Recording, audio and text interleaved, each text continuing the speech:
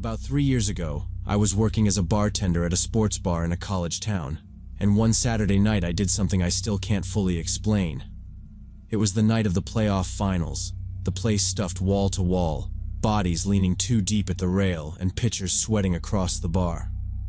Two sisters, Carol and Linda, sat with friends at my section, celebrating something, ordering rounds, and Carol was getting sloppy loud while Linda tried to keep peace.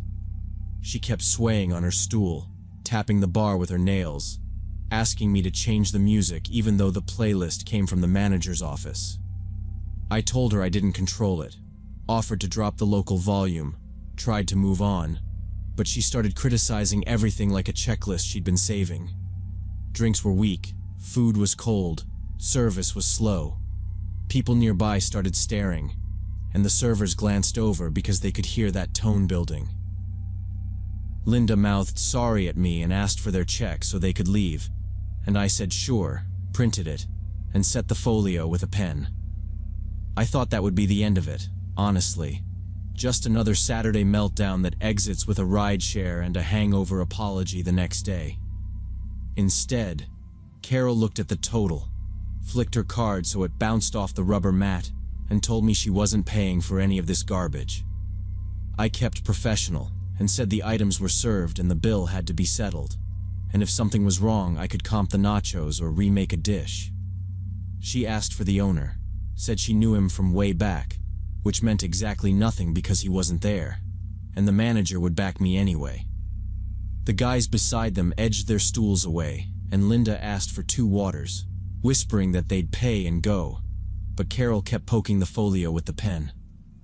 I slid the receipt back and said, as calmly as I could, that payment wasn't optional, and I placed the pen on top and stepped a half pace back. She stood up so fast the stool skidded and clipped the heel of a woman behind her, who yelped, and a couple of people booed like it was a game. Carol leaned over the well, face shiny with sweat, lime and vodka on her breath, and said, "Say that again," while jabbing the paper as if she might tear it. I told her, slower, that she had to pay the bill, and she stared like I'd cursed her, then called me a name and spit, a wet spray that flecked my hand. Something in me just snapped. Not rage exactly, more like a bright click after hours of drunk nonsense, and my brain narrowed down to making the moment stop. I told her to back up and she didn't. She leaned farther like she might grab the folio, and Linda said her name. Linda tried to pull her away and got shrugged off, and in my head I suddenly saw Carol tipping over the well, face first into the speed rail, blood everywhere. Under the bar, in a blue milk crate for recycling, there was an empty tequila bottle I'd dropped earlier, and my hand just went for it. I grabbed it by the neck and raised it like a warning. The barback said my name. Everything felt distant, like hearing underwater. Without thinking, I smacked the bottle against the steel edge of the ice bin, like popping a stuck shaker, and the glass cracked clean. Pieces fell to the mat, and in my hand was the neck with a long crescent of jagged glass, and I heard the dip in noise when something bad happens. Linda's eyes went wide and she said my name, but Carol scoffed and pushed closer, like this was a test she was going to win. My arm moved before my brain, a clumsy swipe across the gap meant to make space, and she stepped into it, flinching hard, and the sharp glass caught her arm when she threw it up to protect herself. Blood sprayed across the bar. Carol screamed and clutched her forearm, and Linda's stool went over with that scrape that cuts through noise. I dropped the glass neck like it burned, and it bounced off the rubber mat and slid into the well. Linda was on her, pressing bar napkins and yelling at me to do something, yelling my name like I'd intentionally planned this. I grabbed a clean towel from under the sink and threw it across the rail because there was no time to run the long way around and the railgate sticks anyway. A couple guys stood, half helping, half backing off, one of them already filming because of course he was, and the bouncer was pushing through with that look like he expected chairs flying. He got there fast and told everyone to move back, told Linda to keep pressure, told me to stay put. Carol kept shouting that I cut her on purpose, voice wobbling, and I said it was an accident, but it sounded thin even to me. My hands were shaking. My manager came out from the office, saw the blood on the mats and the broken glass, and just snapped, "Out. Now. Go to the back." And he pointed like I was a barback who missed a mop shift. I started to say I was trying to make space, and he cut me off and shouted for someone to call 911, like half the room hadn't already. Linda got Carol up and half dragged her toward the side door, the bouncer walking with them, pressed towel leaking through. I stared at the smear on the bar top, the receipt still there with the pen, the card half under the folio like everything paused on a single frame. People held phones up in that tilted way, not looking at me, looking at screens. I took off my apron because my manager said to get out, tossed it on the ice bin lid by reflex, and it slid to the floor. The dishwasher stared at me from the pit with his hands still in the gray water. I went out the back exit because it was closest, and also because my manager said cops were coming.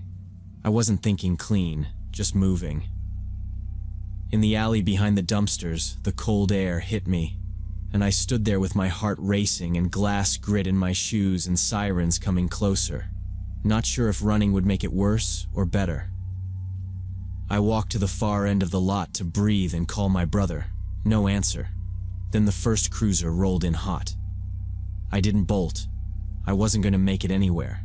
And if I ran, they'd chase me. And I had nowhere to go that didn't end back here. 2 officers got out and told me to keep my hands visible, which they were. And one asked if I was the bartender. I said yes, and they turned me around and cuffed me against the hood without drama. Just those practiced movements. The bouncer came around the corner at the same time pointing at me, and I heard the ambulance doors slam, and someone say, "Deep laceration," and "arterial maybe." And that word made my knees feel like water. They put me in the back of the car while my manager talked to another officer and kept gesturing at the door like the building could testify. At the ER, they took Carol in, and later I heard she got 16 stitches from wrist to elbow. At the station, they booked me, property bagged, fingerprints, the whole thing, and I kept repeating that I was trying to make distance, that I wasn't aiming. The charge sheet said aggravated assault with a deadly weapon, and the phrase deadly weapon sat there like a joke, except it wasn't. They put me in a holding cell with a guy who smelled like weed and bleach, and I spent the night on a plastic bench while the clock refused to move. In the morning, my bail got set low enough that my brother could scrape it with a friend's help, and I walked out blinking, holding the paper with my court date. I hired a lawyer I could barely afford after the arraignment, then switched to a public defender because money is real, and we went through months of discovery, those videos from 3 angles, the manager's incident report, Linda's statement, all of it. Trial wasn't dramatic. It was a small courtroom with a tired judge and a prosecutor who stuck to the tape and the statute, and my attorney looked like he'd seen 1,000 versions of me. The jury didn't take long. I got probation, restitution, classes, community service, and a condition that I couldn't work anywhere that served alcohol, which ended the thing I was good at with one line on a form. I checked in, I did the hours, I paid what I could in monthly bites, and every job interview after that had a box I had to explain around, and then not get a call back. Sometimes I think she provoked the whole thing, that she wanted a fight, that she deserved to get checked. But that doesn't excuse what I did.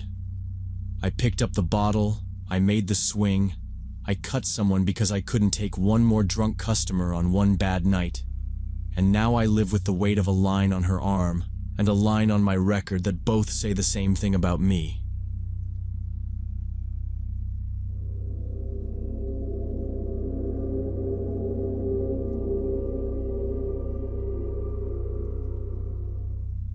At 6:47 a.m., 13 minutes before the gym was supposed to open, I heard breathing coming from the women's locker room. Not the ventilation system, not pipes, but actual human breathing. quiet and uneven, like someone trying to stay silent but failing. I'd arrived an hour early that Tuesday to check a busted treadmill before the morning rush, and the basement-level gym was supposed to be completely empty except for me. The sound stopped me cold halfway to the administration desk. My mind immediately went to the complaints from the day before. The woman in the blue puffer jacket who'd been watching female members, taking photos on her phone. I'd watched her leave around 6:30 p.m., thought the problem was solved. Now, standing in the fluorescent silence of the empty gym, I realized she'd never left at all. The previous afternoon started normally enough. Around 6:20 p.m., one of our regulars, Professor Casildas, an elderly woman who came in religiously every day, stopped me near the entrance. She mentioned seeing a strange woman in a blue puffer jacket hanging around the women's showers, even though she wasn't working out. I said I'd keep an eye out. Figured maybe she was waiting on someone and lost track of time. It happens. 10 minutes later, Emma, a grad student who practically lived at the gym, came up to me looking uncomfortable, jacket half-zipped like she'd bailed mid-set. Same woman, she said, had been following her between machines and definitely took pictures of her on a phone. She pointed it right at me, Emma told me, voice low, then looked away like she was checking a text. That flipped a switch for me. I told Emma to stick with a friend on the track while I did a sweep because I wasn't going to let that slide. I walked the whole floor, ellipticals, free weights, the studio with the mirrored wall, then the hallway to the locker rooms. I paused at the women's sign, listened, felt wrong barging in unless someone asked, then called out through the door that staff were entering. No answer. I checked the lobby benches, the stairwell landing, even ducked into the supply closet by the vending machines where people sometimes hide to use the outlet. Nothing. By 6:30, the woman had vanished, and I figured she'd gotten the hint and left. I told Emma to report anything else, and I hung around up front until the rush thinned. I wrote an incident blurb for my boss, time, description, no contact, and set a reminder to review camera angles the next day. We closed at 10 p.m. I locked up like always, did my usual check of every room, every closet, every storage area. I rattled the back exit bar, checked the roll-up cage we keep the spin bikes in, peered behind the stacked mats. Standard procedure, nothing unusual. I killed the lights and headed out thinking it was just another campus creep we'd scared off. When I heard that breathing at 6:47 a.m., my whole body went rigid. I'd locked this place myself, checked every single room.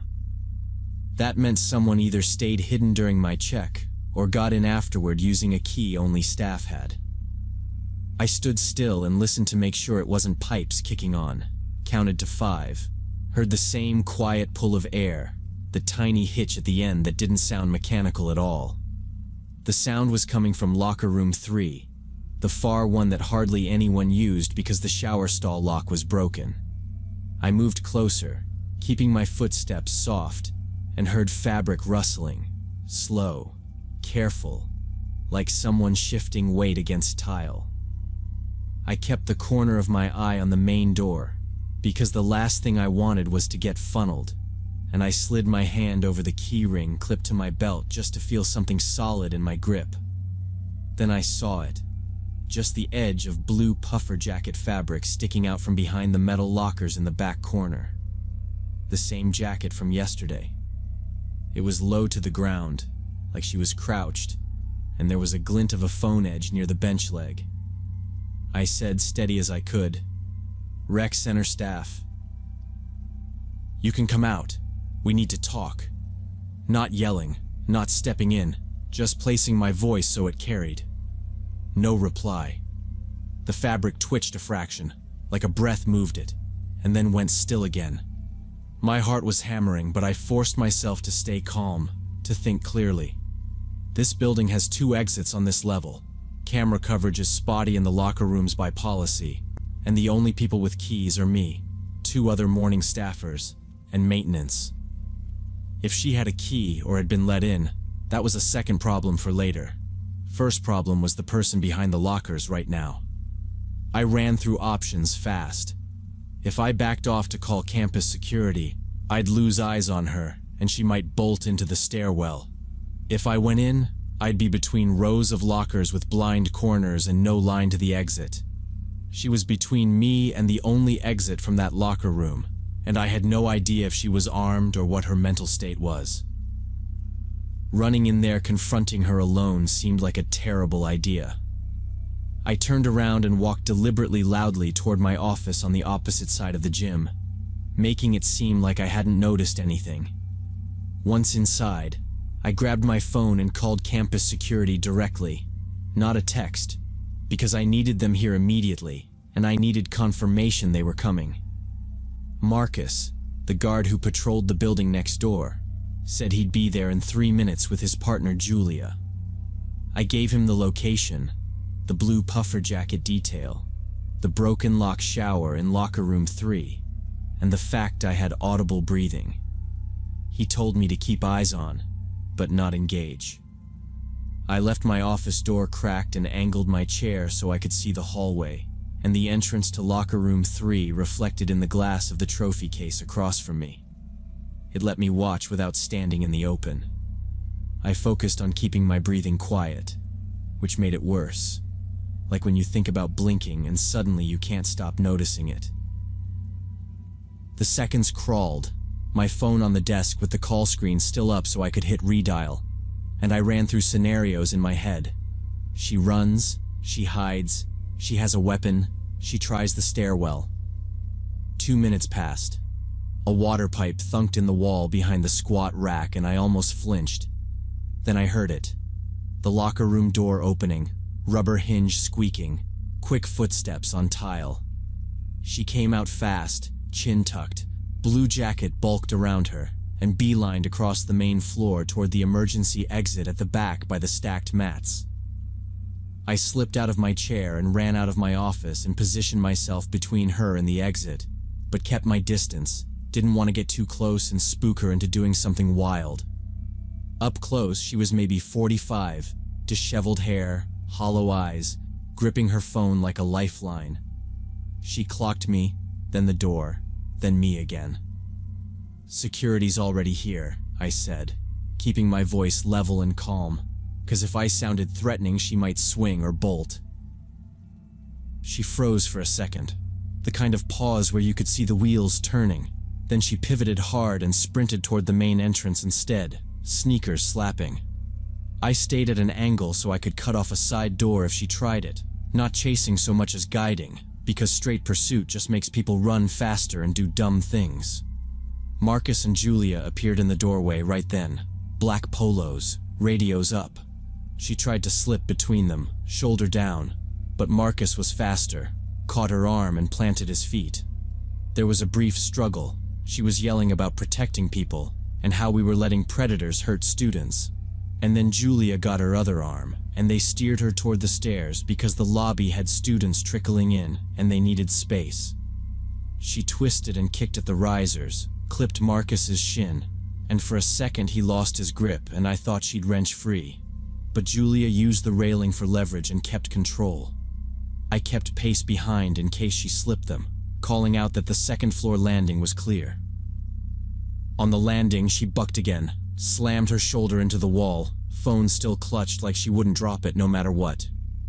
Marcus pinned her wrists, Julia took the phone, and they cuffed her with the soft restraints campus security keeps for exactly this kind of thing. They caught her on the second-floor landing. Later, campus police told me she had severe mental health issues and had been obsessed with documenting male predators at the gym by hiding and secretly filming everyone. Her phone had hundreds of videos. She'd slept in the locker room twice the previous week, slipping in during open hours and staying after close by, tucking herself behind that broken stall panel. She'd learned our patterns from the mezzanine window and had probably tailed a student worker to copy a keypad code. They did a welfare hold and started contacting family. The university issued a no trespass order. We fixed the stall lock that afternoon, and maintenance replaced the keypad panel the next morning, and cameras on the approach to the locker rooms got bumped to full coverage. I still replay the choices in those minutes, walking loud like I hadn't seen her, keeping distance instead of trying to tackle her, saying security was already here to nudge her into a hallway with eyes on it. And I don't second-guess any of it because the point is, you don't make a small crisis bigger. You buy time, you keep lanes open, you call the people whose job is handling it. And the part that sticks with me more than the videos or the paperwork is that quiet, uneven breathing in the locker room and realizing she'd been there for hours, and I was 10 steps away, and neither of us knew what the other was going to do next.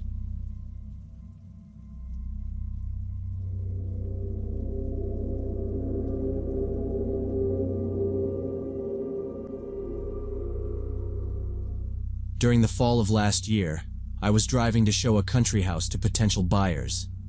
The property was 40 miles out of town, a 2-story cottage in a quiet subdivision near a lake. The meeting was scheduled for 2 in the afternoon. I left early to have time to prepare the house, air out the rooms, turn on lights, check everything was in order. The road went through several small towns. Traffic was calm. About halfway there, passing through a town called Maplewood, I saw an elderly man at a bus stop. He was standing with a cane, looked confused, and was waving at passing cars. I slowed down, lowered my window, and asked if he needed help. The man walked over, thanked me for stopping, and explained he had missed the bus that ran once an hour and he urgently needed to get to a pharmacy in the next town. He had run out of blood pressure medication. His story sounded plausible, and honestly, he looked about 70, decently dressed, spoke politely, pressed shirt, good belt, not shaky or slurring. I checked the route on my phone. The pharmacy was on my way, only 10 minutes drive. My timeline had wiggle room, and I always figure you don't leave someone stranded when it costs you almost nothing.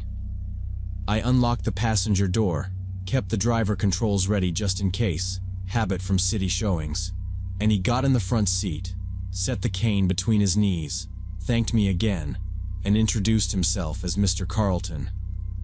We started driving. For the first few minutes he was quiet, looking out the window like he was trying to get his bearings. Then he started a conversation. He asked where I was headed. I said to work, to show a house. He nodded. Good weather for it, he said. And I agreed, because it was. Dry, not windy, no mud to track. Then he mentioned he used to live in a subdivision by a lake, the very one I was headed to. This surprised me a bit. I hadn't named the specific location, only said country house. But I thought maybe he just guessed, since there weren't that many subdivisions in that direction, and everyone says, by the lake, around here, when they mean outside the Beltway. We rolled past a feed store and an old service station with boarded windows, and he started describing the road to the lake, the long bend after the county line, an old church with a white steeple, a narrow bridge over a creek with rusted railings. Everything matched reality. I grew wary, not panic, just that feeling when a client knows more about a listing than they should. I get that sometimes with neighbors. He noticed my look and quickly added that he hadn't been there in a long time, 20 years ago, back when the roads were worse and you could fish off the dam before the HOA put up signs. I pressed my lips together and kept driving. Now, before I explain what happened next, you need to understand how my job works. I plan buffer time, I tell someone where I'm going, I keep calls hands-free, and I had already texted my office earlier, leaving for Lakeview 2 p.m. showing, so it's not like I was vanishing off the map. We approached the town where the pharmacy should be. I put my blinker on for the main drag and asked where exactly it was located. He hesitated, then said, very casual but too quick, "You know, I changed my mind. I actually don't need the pharmacy, but a bit further, on Oak Street, my nephew lives there. He'll drive me later." I knew that street. It wasn't a street, but a dirt road leading to abandoned warehouses on the outskirts, the kind of place where kids tag cement and roofing nails pop tires. No homes, no mailboxes. I felt my foot go a little softer on the gas. We hit a yellow light that turned red, and I stopped. I glanced at him. His hands were flat on his knees, the cane tilted, his eyes forward, not at me. I asked directly, "Oak Street?" "There are no residential houses there." He faltered just a beat, like a missed step, then insisted without looking over. "There is. House number 12.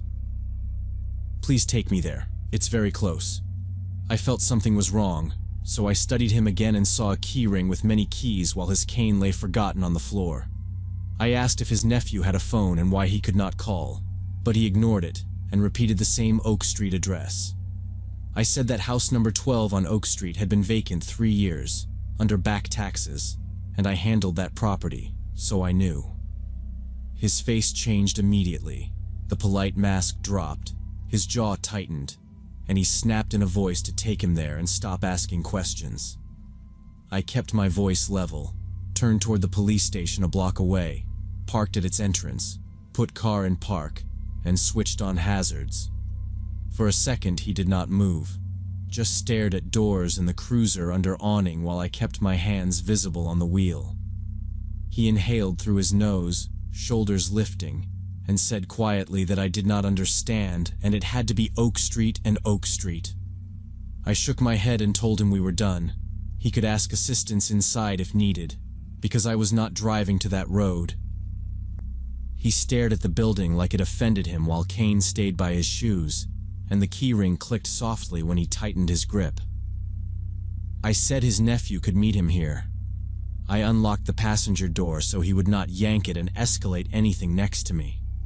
2 pedestrians walked by the entrance talking about lunch, normal voices, nothing dramatic, and that slice of public attention seemed to decide his next move. Mr. Carlton tensed and grabbed the handle, and I told him this was where he got out, and he looked at the building and me. He pushed the door open, stepped out fast, slammed it hard, and walked away without Kane, cut across the sidewalk, turned the corner, and disappeared. The cane stayed on the floor mat, so I locked the doors, picked it up, set the keys on it, and went inside the station.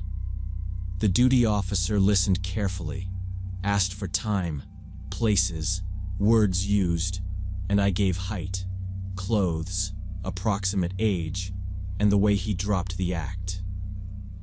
He wrote the description down and said there had been recent reports of scammers asking for rides and luring drivers to isolated places for robbery. He added that warehouses had been a problem, sometimes with a second person waiting out of view, and that cameras here made my choice one. I signed the incident form, left the cane and keys on the counter, asked if anything else was needed, and he said they would patrol. I realized how close it had been, picturing angles of a car on a dirt turnout, corners, and how a phone can vanish during struggles. I thanked the officers, stepped outside, sat a moment, texted my office that I was fine after a delay, and headed for Lake on schedule. 20 minutes later, I reached the cottage, keyed the lockbox, turned on lights, opened blinds that mattered, and met the clients at 2 as planned. They walked through rooms, asked about the HOA, the dock permits, recent roof work, and I answered plainly, keeping everything professional, not offering personal details. Even while talking about disclosures, my mind replayed the light turning red, the keys clicking, his switch in tone, and that line about Oak Street. Now I never pick up hitchhikers, no matter how harmless they seem, because one wrong turn to a road became the worst mistake of job.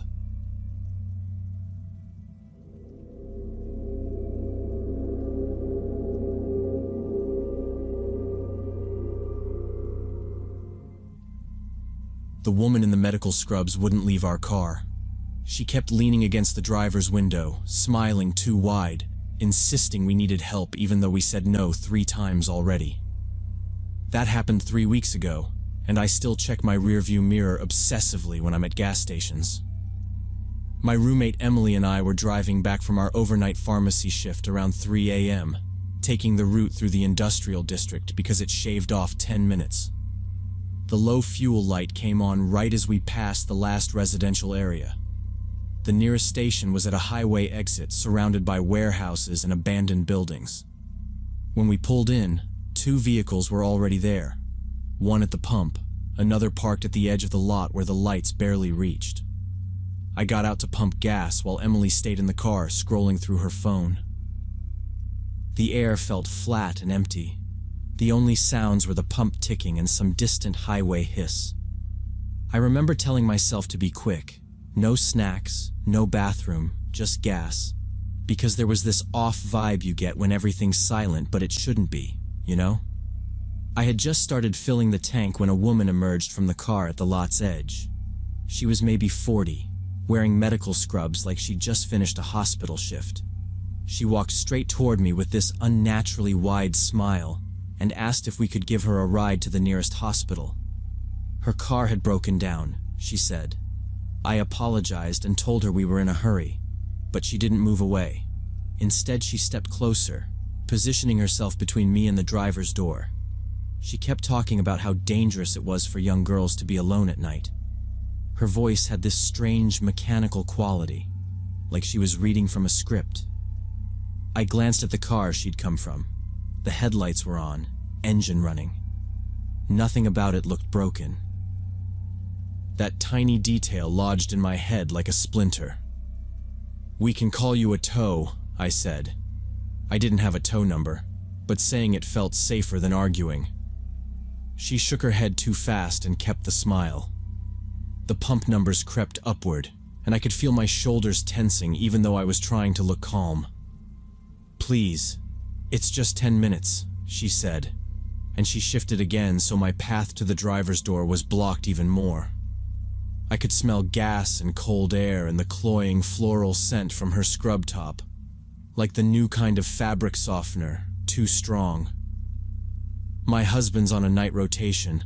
I just need to get there," she added, which didn't match the running car or the empty lot, and I caught myself wondering why she'd park in the darkest corner if she needed help. I did a quick scan. The station kiosk was closed. No cashier, no other customers, just that one car at the pump with a guy inside, head down. I said, "We can't, I'm sorry," louder this time. I took half a step back to angle around her, and she mirrored it. Same half step, same angle. My heart kicked. It was subtle, but it felt like a drill she'd practiced. Emily noticed the woman through the window, and I saw her hand move toward her purse where she kept pepper spray. The woman leaned against my door now, peering into the car at Emily like she was checking stock on a shelf. "At least wait with me," she suggested, soft but firm. "Just until my tow truck gets here." The way she said it felt wrong, like she was trying to keep us there. "We already called a mechanic friend," I said, lie number 2, "and everything's fine." That made her eyes flick, just a blink, and she finally took a step back but stayed close, watching. The pump clicked, tank full. I pulled out the nozzle faster than I ever have, not bothering to top it off. My hands were shaking just a little, and I told myself to breathe, to keep it normal, to move deliberately. I put the cap on, slammed the fuel door, and that's when I saw movement from the second car. A man got out and started walking in our direction at a slow, deliberate pace. He wasn't looking at the store or the road. He was looking at us. "Get in," Emily said through the glass, tight, clipped, and I nodded, keeping my voice even. "Have a good night." The woman didn't answer. She shifted her stance so if I opened the door fast, I'd hit her. I didn't open it. I circled the hood instead. Short path, more exposed, but it gave me space, and she followed 2 steps, then stopped, calculating. The man's shoes scuffed on the concrete. Heavy soles, steady rhythm, not rushing, like he knew we weren't going anywhere. I reached the passenger side and Emily popped the locks. "Seatbelt," she said, and I slid in, dropped the pump receipt on the floor, and hit the door lock. My pulse was so loud it made the car feel small. The woman tapped the window with one knuckle, light, polite, and smiled again. "You shouldn't drive off with your hood open," she said. Our hood wasn't open. Emily didn't even look at her. She started the engine and the dash lit up. I put my hand on her forearm, tiny pressure. Wait, just wait a second. Because the man was now halfway between his car and ours, and if we gunned it and misjudged the turn, we'd clip the pump island or stall. Worst case. "Reverse, then swing wide," I whispered, and she nodded.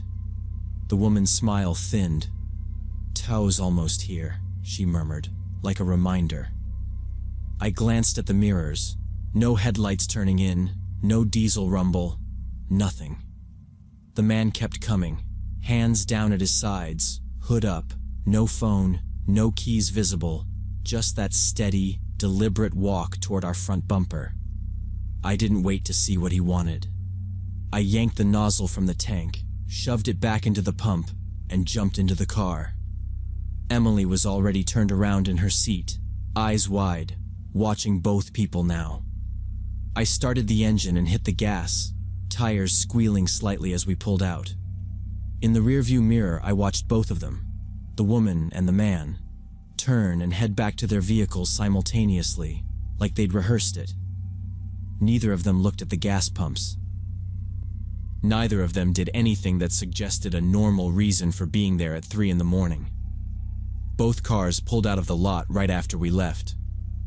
"Left or right?" Emily asked, and I said right, toward the warehouses, because it gave us more options and fewer lights to get stuck at. We hit the first intersection, and I rolled a rolling stop, I know bad, just to get distance. I checked the mirrors and saw 2 pairs of headlights drift to the exit ramp behind us, not speeding, just there.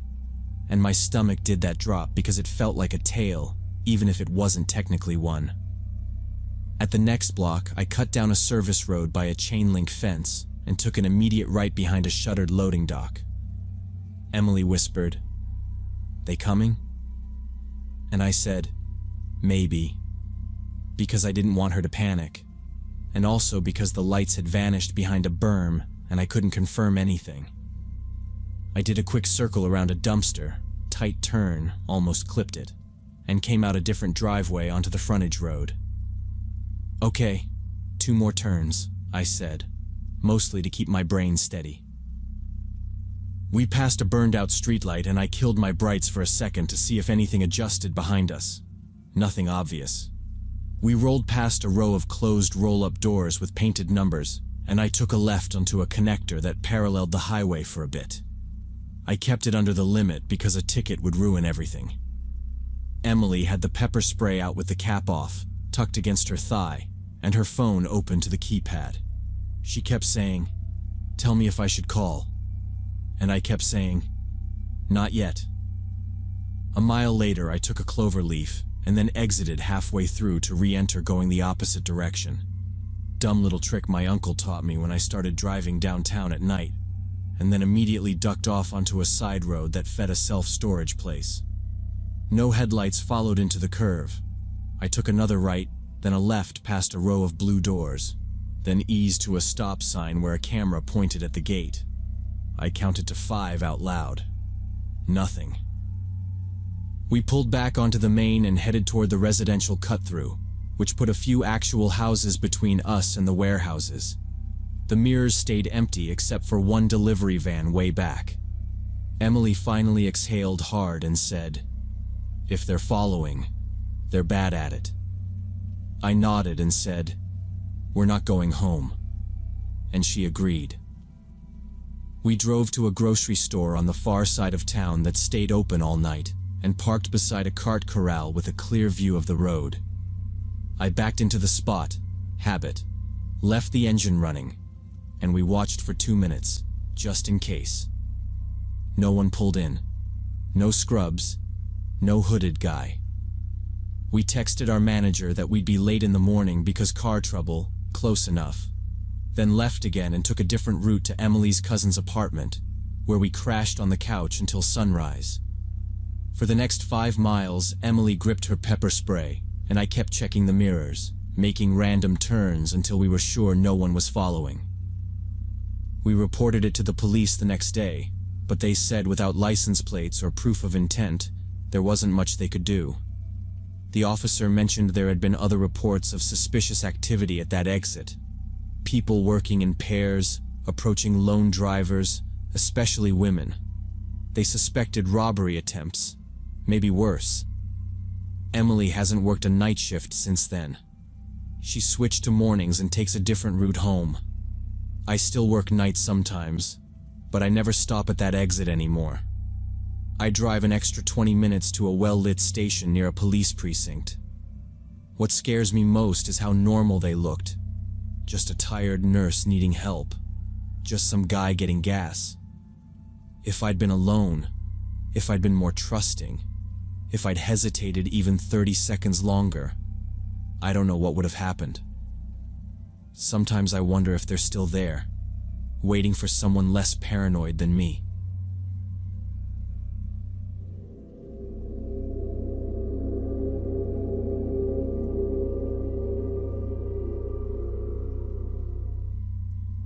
During the summer between my sophomore and junior year, I picked up night shifts at a 24-hour gas station on the edge of town because they paid $3 more per hour.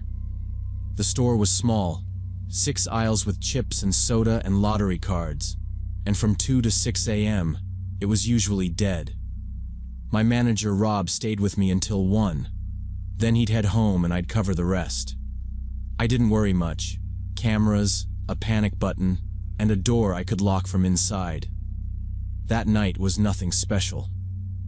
After Rob left, 3 quick customers rolled through for gas and burnt coffee, and I straightened shelves and price tags. Around 3, I was walking the aisles with the sticker gun when the entry chime beeped. I stepped back to the counter and saw 2 guys about 25 in hoodies, caps low. They moved slow to the coolers. Nothing screamed trouble, but the unhurried way they drifted bugged me. They grabbed 2 energy drinks, paid cash, and left. They sat in a dark sedan at pump 4 and kept the engine running. 10 minutes went by. The sedan idled and bugged me, but I told myself it was nothing and went back to the cigarette wall. The chime hit again. I looked up and nobody was there. "Welcome?" I called. No answer. I did a quick lap down the center, peeking each aisle. Empty. The stockroom door was still locked. Back at the counter, I glanced out and saw the sedan was gone. 5 minutes later, passing the restroom, I saw light under the door. I knocked. No reply. I opened the camera app to check feeds. On the exterior timeline, the 2 guys split. One went to the sedan like I'd seen, the other rounded the corner and dropped out of view. I flipped to the interior dome. 2 minutes after I turned to the cigarette wall, he slipped back in through the front, straight to the restroom, door closed. He sat there while I walked around thinking I was alone. 15 meters and a door between us. I pressed the panic button under the register, pinging dispatch and Rob, then hit the switch that locks the front door. I keyed the service door and stepped onto the concrete pad by the dumpsters. My phone buzzed. Rob. Police en route. Leave now. Then, do not go back inside. I moved along the wall, crossed to the diner next door, closed but bright, and stood under the halogens where our exterior cam could see me. From there I could watch the windows, the counter, and the restroom door by the coolers. I stayed behind a concrete trash can and kept the feed open on my phone. The door didn't move. Another buzz from Rob. Stay put. Officers close, I typed, at diner lights, and kept my eyes on the windows. A pickup hissed by and I almost waved it down, then pictured leaving my sight line and stopped. If he came out fast, I wanted a straight path away, not a chat with a stranger. Behind the building, a compressor kicked and banged, loud enough that I saw a shadow break under the restroom door. The bathroom door opened. He stepped out slow, scanning the counter and the entry. He pulled on the glass door twice, then hit it with his shoulder. The lock held. He looked up at the dome camera, then back along the aisles like he was weighing whether to jump the counter. For a second I thought he'd go for cash, but he didn't even look at the till. He moved past the lottery rack to the side hall, checked the side door, came back, glanced at the pumps, then turned again, restless. He made his choice. He cut left, hugged the cooler row, slipped out of the interior camera's view, and I picked him up on the exterior side feed, sprinting along the cinder block wall. He vaulted the curb at the back corner and ran hard for the trees behind the station. He didn't look back. He reached the tree line, jumped the shallow ditch, and disappeared into the dark. The cops rolled in 7 minutes later, 2 cruisers and a third a minute behind, lights but no sirens, and they fanned out with flashlights to the back lot and the tree line, while one came to me and asked if anyone else was inside. I said no, and pointed to the locked door and the restroom. They cleared the store fast, called restroom clear, then went into the brush with a K9 from the third car, and I watched their beams move deeper until they vanished. Nothing. He beat them to the trees and was gone. When they checked the drawer and the drop safe with me, everything was there. Bills under the clips, rolled quarters, even lottery scratchers, which was the weirdest part because people who grabbed those grabbed them messy, and he hadn't touched anything. The older officer said it was probably a planned stick-up he abandoned when I didn't leave the counter long enough. Or he was waiting for the 6 a.m. drop to the big safe, which is what we did before day shift, and I felt my stomach go tight because, yeah, that made sense. Rob pulled up about 20 minutes after my first text, white as paper, keys in his fist, asking, "You okay? You okay?" and apologizing for leaving me, which is the procedure, but still, he felt lousy. We stood with the officers at the register and rolled the footage on the back office desktop. Hood up, bill low, chin and part of cheek, that was it. No tattoos, no obvious limp, nothing to hook into. They tried to pull a plate off the sedan, but the angle and glare killed it. Just a dark blob and the reflection of the pump numbers. "We'll patrol the area the next few nights," the older officer said, writing. "But he knew what he was doing, and you did too. You hit the button, you locked the door, you changed the situation." I gave my statement, spelled my name twice, signed 2 forms, initialed a timestamp. Before he left, he nodded at the restroom and said, "You caught the light under the door." That's what saved this from turning into something worse. Rob asked me to sit in the office while he wiped down the counter and put the closed sign up for an hour, even though we're 24/7, just to keep people out while police finished. He kept saying, "I'm getting you days. I don't care about payroll." I told him, "I'm fine."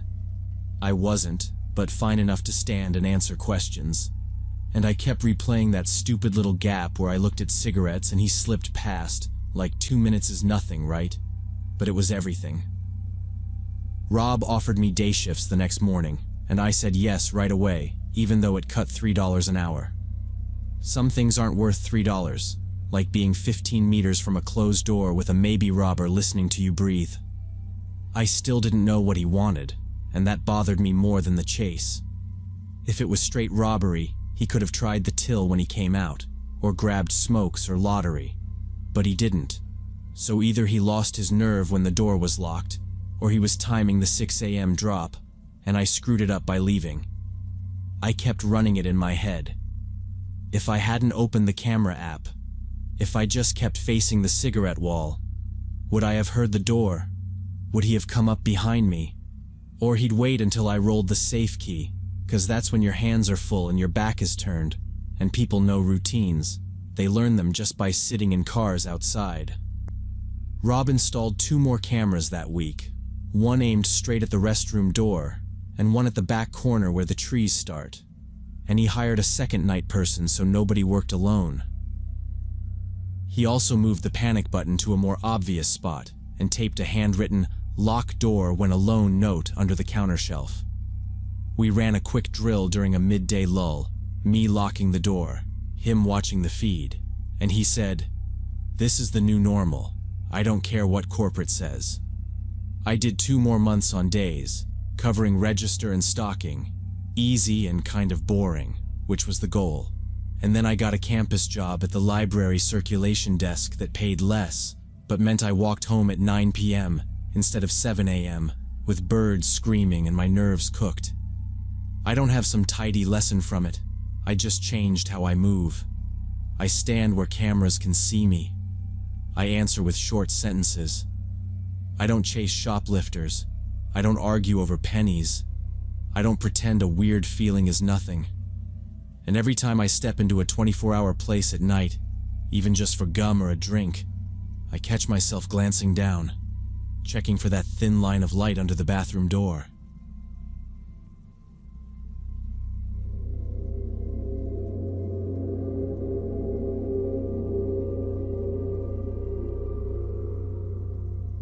This happened during my sophomore year at State College. Campus had like 18,000 students and I was renting an apartment off campus with my roommate Lauren. Cheap carpet, thin walls, a locking mailbox cluster by the leasing office that was always jammed. One evening after a late lab, I checked the mail and found this postcard with no return address. Just a few words. "I like your smile. Hope to see more. B." The handwriting looked feminine and neat, like bubble letters a teacher might have. And I figured it was a mix-up or some weird flirting attempt. Laughed to myself, tossed it on the junk pile with pizza coupons. 3 days later, another one slid in. "You looked beautiful in that blue sweater yesterday." I was nearby. B. I had worn a blue sweater to psych lecture, and then to the grocery store after, so that hit wrong, like someone was behind me and I hadn't noticed. I showed it to Lauren and she squinted at it like it was a puzzle and said, maybe it was someone we knew joking around. I tried thinking of anyone with a name starting with B, Becca, Brielle, Ben from Stats, but I came up blank, and it didn't feel like a joke anyway. Next week, another postcard showed up with specifics that made my stomach go tight. "I saw you eating a sandwich in the library 3rd floor. You sat by the window. I was 2 rows away from you. B.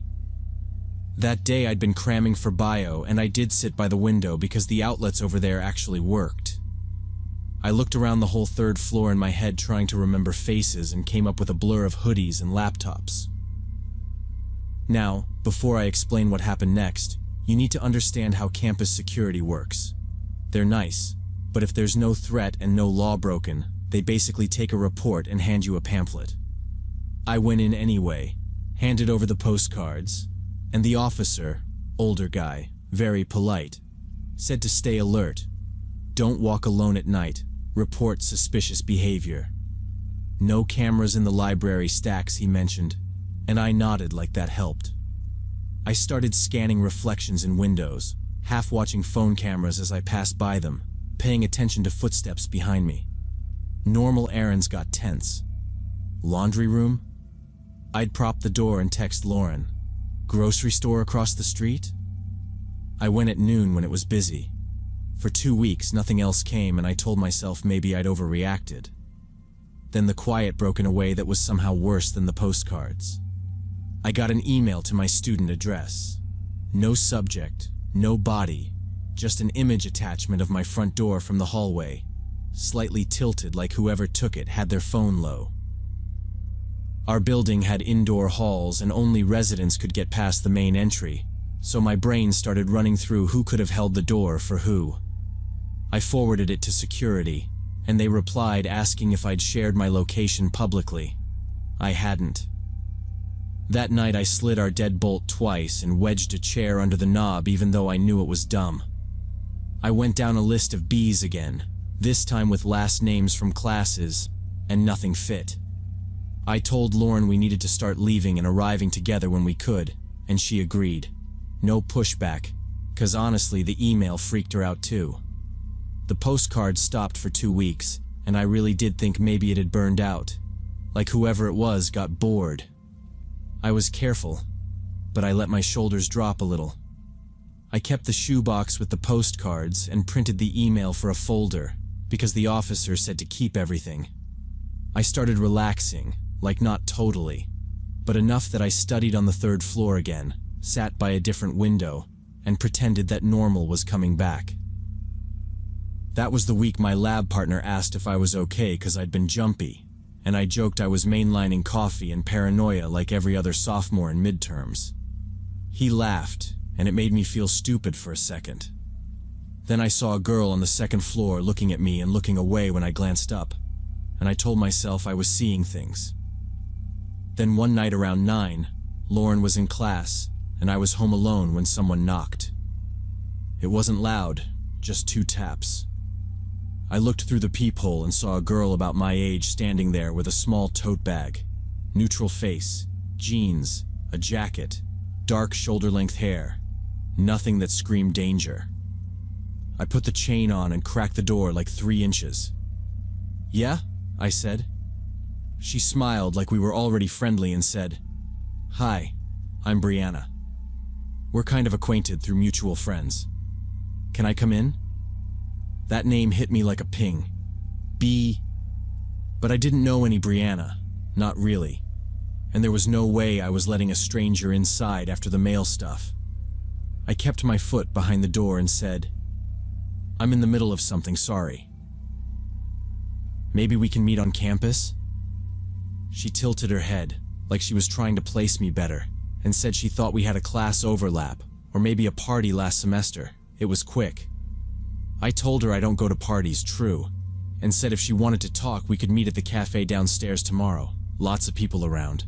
She didn't push, just did this disappointed little breath through her nose, glanced past me into the apartment like she could see anything, then nodded. "Okay," she said, soft, like I'd hurt her feelings over nothing. She turned away and walked down the hall at a normal pace, not fast, not slow, tote bag bumping her hip. I watched through the peephole until she hit the stairwell and the door closed. I slid the chain off, stood there with my hand on the knob, and listened for footsteps coming back. After she was gone, I felt more confused than anything. Never got postcards after that and never saw Brianna again, which should have felt like relief, but mostly made me second guess whether I'd imagined parts of it, like maybe B was from a classmate who moved on or whatever, but I still checked every time the mail slot clacked. I tried searching for her in the college student system by name, the portal where you can look up emails for group projects, and there were 3 Briannas, but none matched the girl at my door. Wrong majors, different hair in their photos. One was a grad student who looked 30. I went through my social media too, clicked mutuals, scrolled friends lists of people from psych and lab. Nothing. No face that matched, which was its own kind of weird.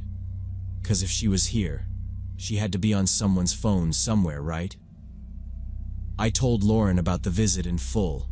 The exact words, the bag, the way she tried to look past the chain, and Lauren didn't minimize it or anything.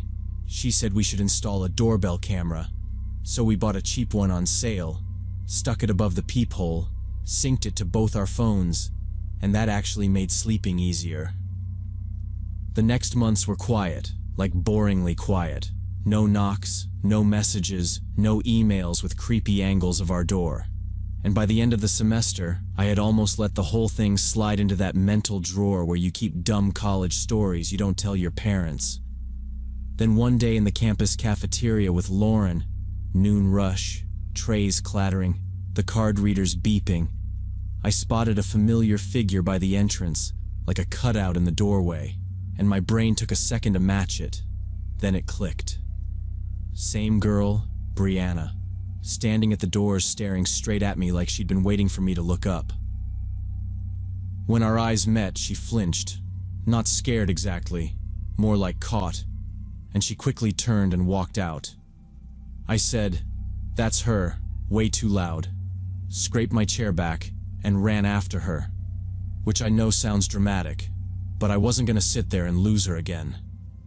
I hit the exit, and the bright outside made my eyes water for a second, and there were just waves of students moving in all directions, backpacks and hoodies and headphones, and she was gone, like melted into the flow.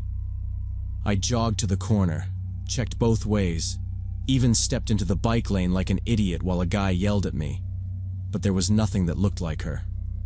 When I came back inside, out of breath and useless, Lauren held up her phone and said she got a shot. Not great, but something.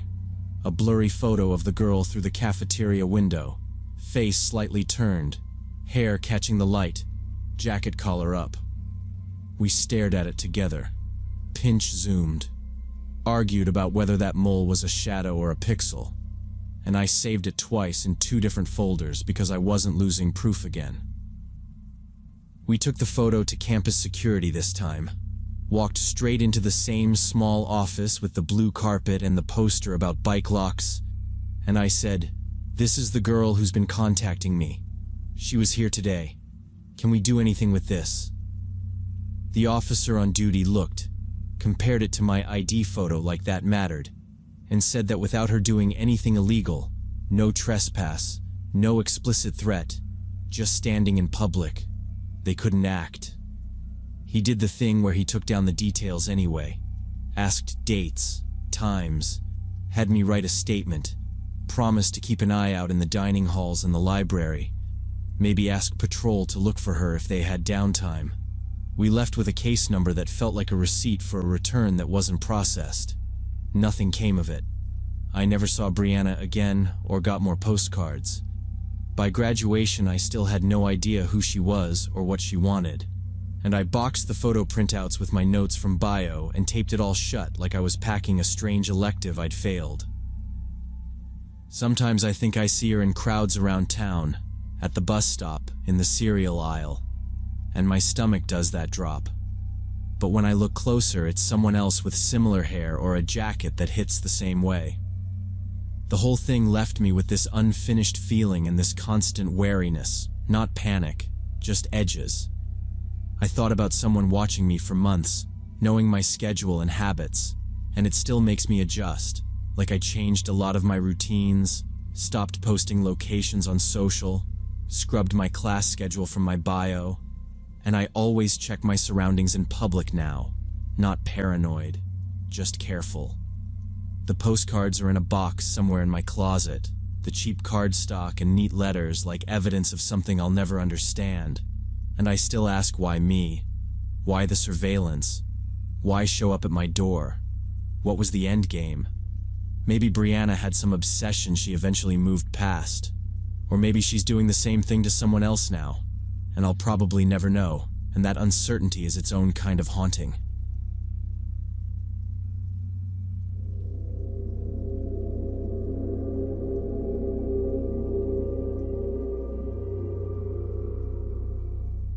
During the summer of 2013, I was traveling for work constantly, doing IT consulting all over the country.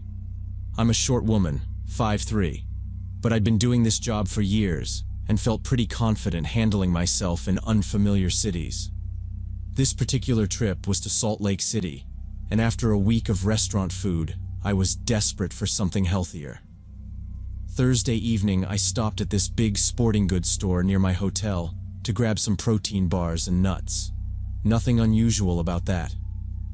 What happened next made me reconsider how alert I actually was. Right at the entrance to the nutrition section, this guy in a store uniform approached me way too aggressively, trying to sell me a discount card. He launched into a script before I even said hi, stepping into my path so I had to stop or shoulder him. I did the polite smile and said, "No thanks, I'm good." But he inched closer like we were haggling and started rattling off benefits. 10% off, coupons, a free bottle if I signed up now, his voice climbing a notch with each bullet. I edged toward the bars and he mirrored me, blocking the shelf with his body. "It only takes a minute, ma'am," he said louder when I tried to ignore him. People looked. I hate scenes, but I finally said, "Please leave me alone," clear enough that it carried.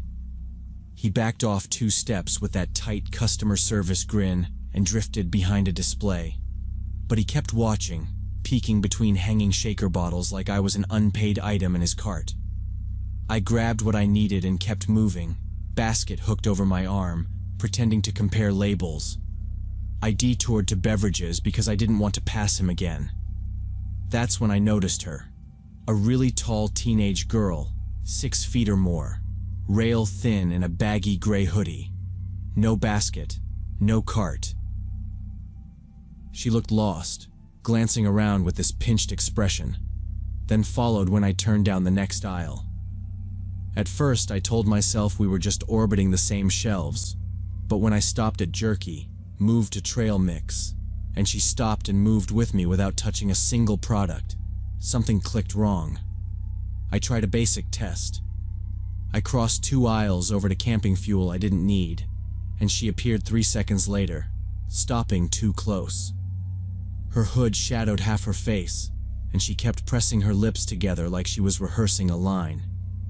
The uniform guy popped back into view near an end cap, pretending to straighten price tags while watching me in a reflection. That sliding feeling hit, the one where you realize you've become the only thing happening to certain people in the room, and none of it is good. I wasn't going to panic.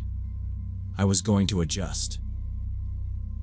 Now, before I explain what happened next, you need to understand how I travel: carry-on only, crossbody bag clipped, keychain pepper spray that's legal, and I always clock the exits. I swapped my basket to my left so my right was free and cut diagonally across apparel to see if she'd take the same line. She did. No browsing, just that steady drift. I caught a glance of her hands jammed deep in the hoodie pocket, knuckles pale. She looked too young to be out working a scam, but too deliberate to be aimless. The employee kept his orbit, close enough to intercept if I headed for the doors. I put a fleece rack between me and the girl and walked fast toward the front, then cut left into shoes. I stopped at a wall of sneakers and bent like I was checking sizes, watching the mirror strip above the aisle. She stopped too, 5 feet away, not facing shoes, only me. The exit was too far across open floor and she was younger, taller, definitely faster if I tried to run. Security was a better bet. Employee areas meant cameras and co-workers who could interrupt whatever this was. I eased out of shoes toward the side hallway with the restrooms sign and a gray door that said, "Staff only." As I moved, she moved. When I sped up, she picked up speed. The hallway air changed. Rubber and cardboard. The dead sound of storage. The staff door had a push bar and a red sign about alarms. I didn't want to set anything off. I wanted proximity to people who could help. I stopped short and pivoted toward the service desk. That's when she closed the distance, quiet as a shadow, stopping close enough that I could see a small rip at her sleeve cuff and a yellowing bruise under her jaw. "Hey," I said, keeping my voice normal. "You okay?" She didn't answer. She swayed a little like she'd been standing too long and said very quietly, "Do you want the card?" "What card?" I asked, already not liking where this was going. Her eyes flicked past me toward the sales floor. A shoe squeaked around the corner, rubber on tile, that little chirp you only notice when you're listening for anything. I eased a step sideways to open a lane and kept my right hand free. "I don't need any card," I said. "I'm just checking out." She swallowed and didn't move. The squeak came again, closer, and I pictured the uniform guy turning into this hallway. Boxed in between 2 strangers inside a dead-end corridor was not happening. I cut right, fast, toward the staff door, not to open it, just to put space between us so I could swing around her back to the floor and straight to customer service, or 911 if I had to. I turned toward a door marked "Staff Only," but it was empty when I got there. When I spun around, the tall girl was standing less than 3 feet from me, swaying slightly and staring off to the side. I backed up and asked loudly, "Can I help you?" She didn't answer, just kept that tiny rocking, eyes not quite on me, like she was waiting for a cue. Her hands were still buried in the hoodie pocket, and I couldn't tell if that was good or bad, so I put my left shoulder to the wall to keep space and said, "You need something?" A little slower because sometimes that helps. She blinked, and then there was fast shoe noise from the floor, hurried steps, rubber squeak, and this frantic-looking middle-aged guy came whipping around the corner from electronics, head up, scanning like he'd lost his keys, except it was a person. He saw her and his whole body kind of dropped, like someone let the air out of him. "Carrie," he said, breathless, not angry, just relieved. "I asked you not to wander off." He stepped in quick, hands visible, not touching her yet, eyes cutting to me with this grimace that read sorry in any language. The girl turned to him, calm again like the switch flipped, and said quietly, "Dad, I found the lady with the blue jacket." He nodded like, "Yep, that tracks." Then to me, "I'm so sorry. I'm so sorry." We were over by headlamps and I looked away to ask a question and she just... hand gesture. Gone. "She's autistic," he said, steadying his tone. "Sometimes she fixates. Follows people wearing certain colors because it calms her. Today it's blue." He motioned at my windbreaker. "I lost sight of her for 5 minutes and she locked onto you. She isn't trying to scare you." He kept his voice low but clear, like he'd done this speech before, and he angled his body between us without making it weird. "Carrie," he said, "remember what we talked about?" She nodded once. "No following," she said, soft. I exhaled a little but stayed planted because I didn't want to spook anyone or get too casual in case this was something else. The uniformed guy appeared at the hall entrance, that same fake neutral face on, and when he clocked the dad and the girl and me, he stalled out. "Everything okay back here?" he asked, flattened tone, like he already knew the answer, but had to ask. The dad said, "We're fine, thanks," with that practiced grocery store dad smile, and the employee pivoted away fast, suddenly interested in a sign holder. The dad looked back at me. "I should have grabbed her hand," he said, half to me, half to himself. "She's taller than me now and quicker. I'm working on it."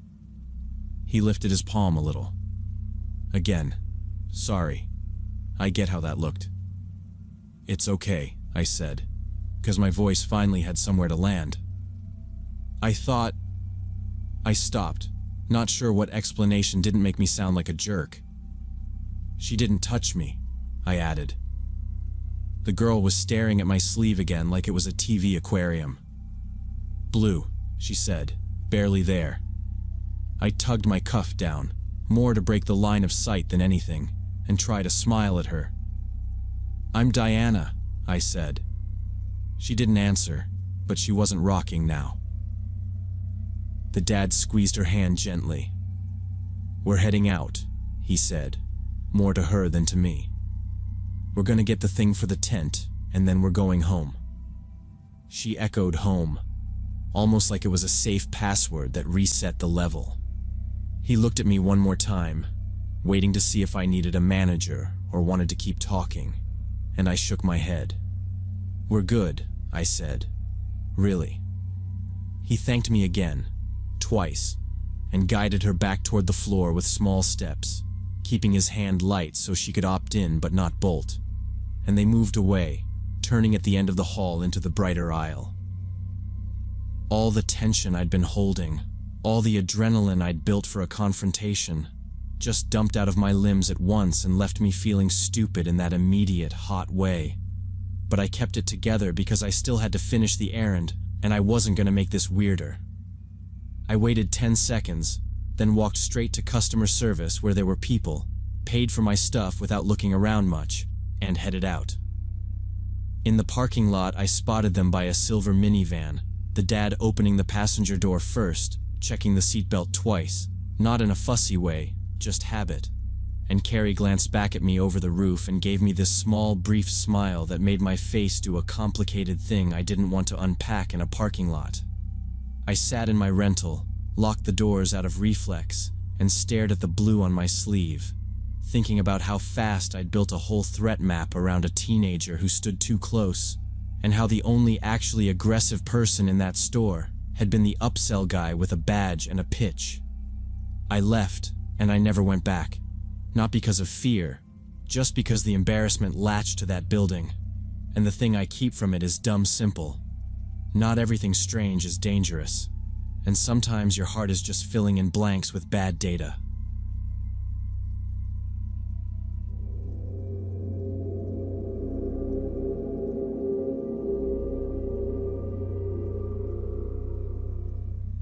About 3 years ago, I moved into a small condo on the 4th floor after my divorce.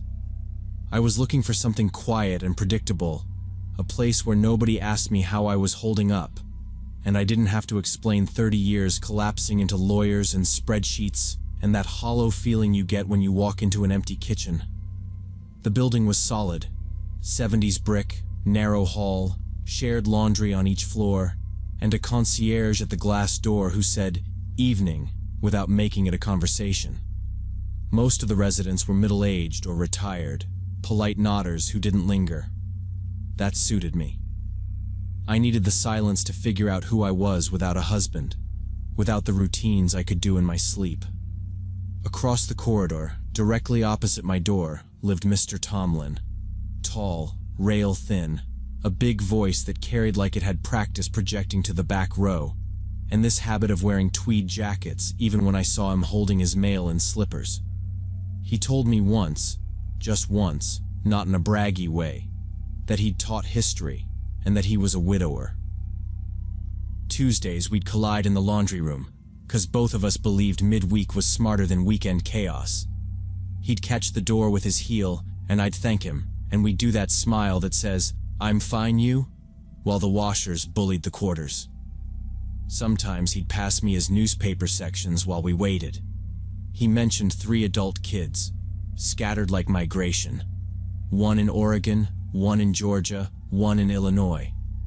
I didn't push for more. He didn't either. That was the rhythm of the floor, a kind of contained civility.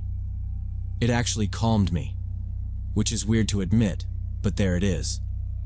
I learned which carts squeaked, which dryer ate socks, what time the concierge took his smoke break just outside the vestibule. Now, before I explain what happened next, you need to understand I wasn't looking for trouble. I went to work, came home, and counted small victories. Fixed a cabinet hinge, ran a mile without stopping, said no to a family brunch I didn't want to attend. He seemed strong for a man his age. I'd see him on my way in from a run, early, taking out trash with that purposeful lean, no cane, no walker. His TV bled through the door most mornings, a news anchor's cadence at a volume that said either stubborn or hard of hearing, maybe both. We were never close, but I liked knowing there was a decent person across from me, someone who'd say, "After you," and mean it. One afternoon he was in the lobby when I came in loaded down with groceries. "Let me," he said, not "can I?" And he lifted the heavy bag like it weighed nothing, and then waved off the cash I tried to press on him. "Don't insult me, Maureen," he said, chuckling at himself for sounding stern. He felt like one of those old-school gentlemen people talk about missing. Open doors, no fuss, never overstepping. If he had health problems, I didn't see them. He carried himself like a man with a schedule.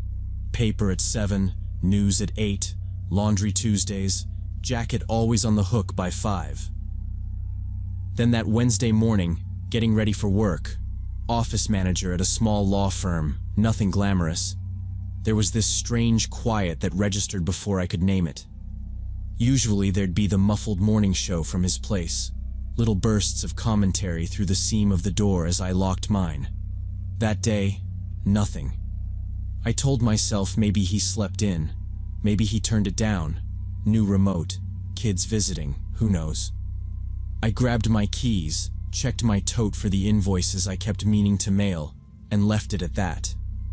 By 6 that evening I was tired, and that paper-cut way office days make you tired, and the elevator floor felt sticky under my shoes.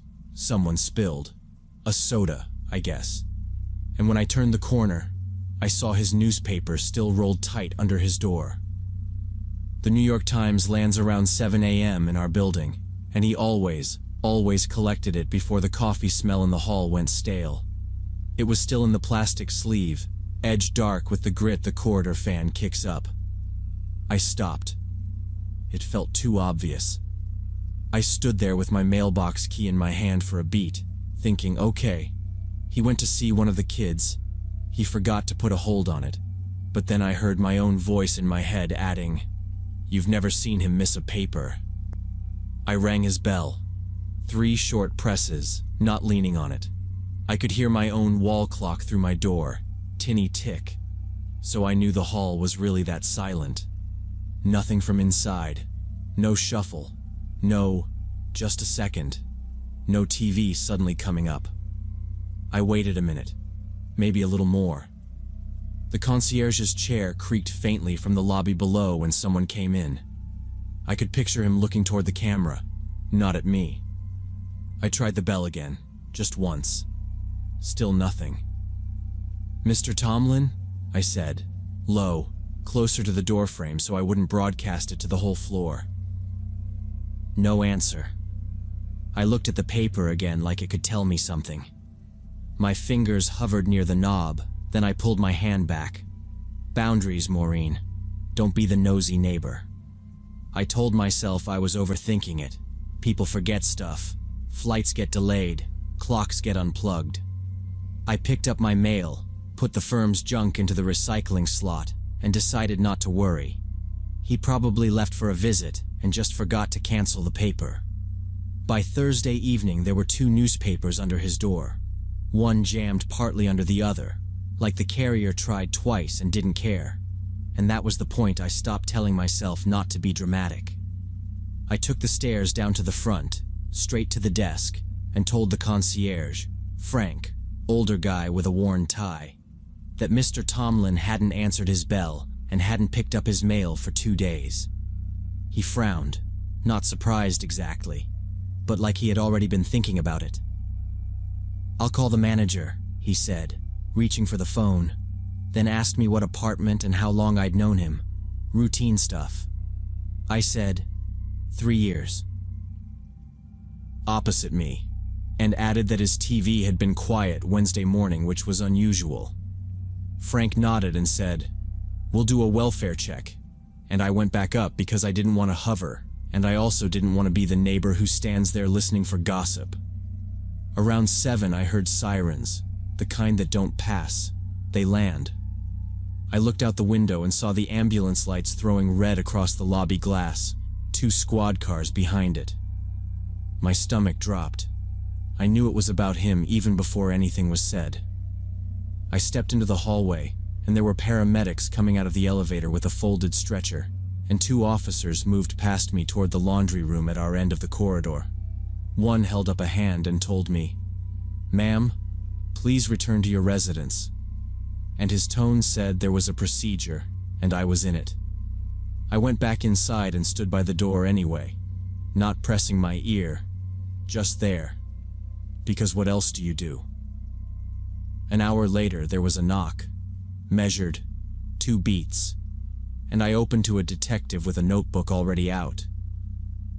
He asked my name, confirmed my unit, then said, plain and quick, that they'd found Mr. Tomlin in the 4th floor laundry room.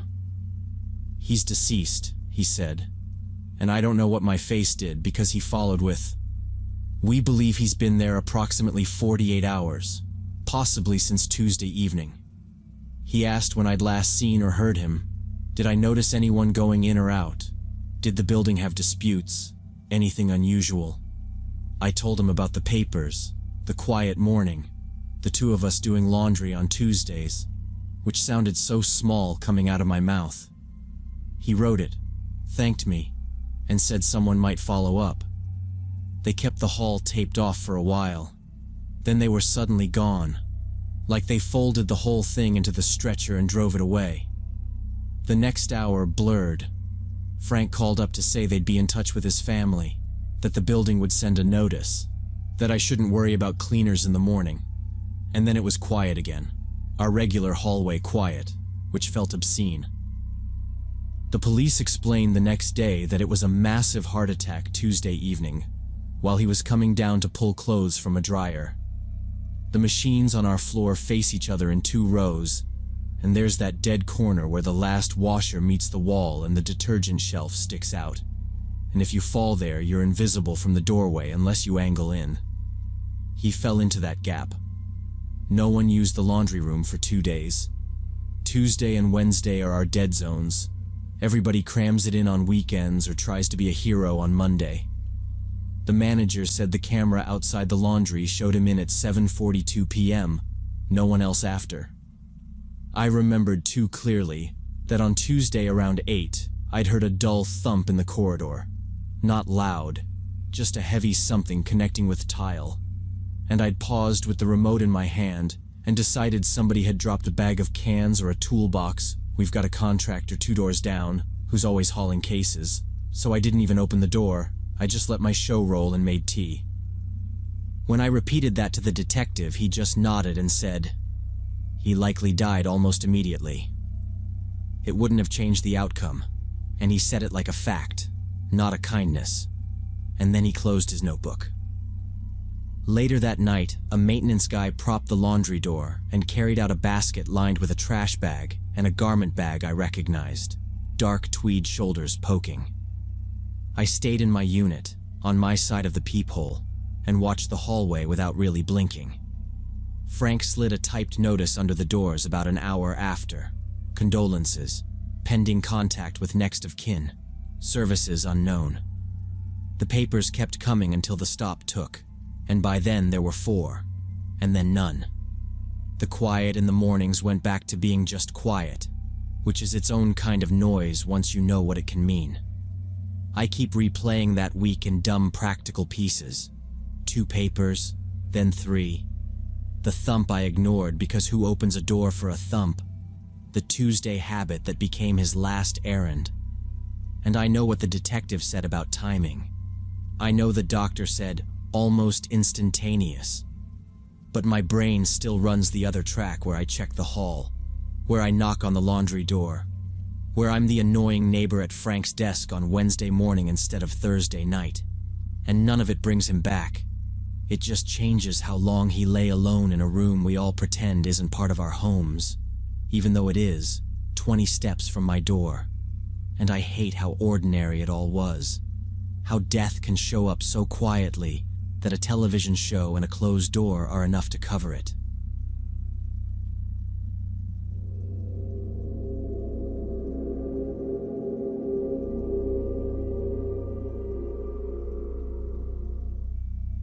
When I was 20, I signed up for this bartending course because I wanted to make extra money while finishing my community college degree.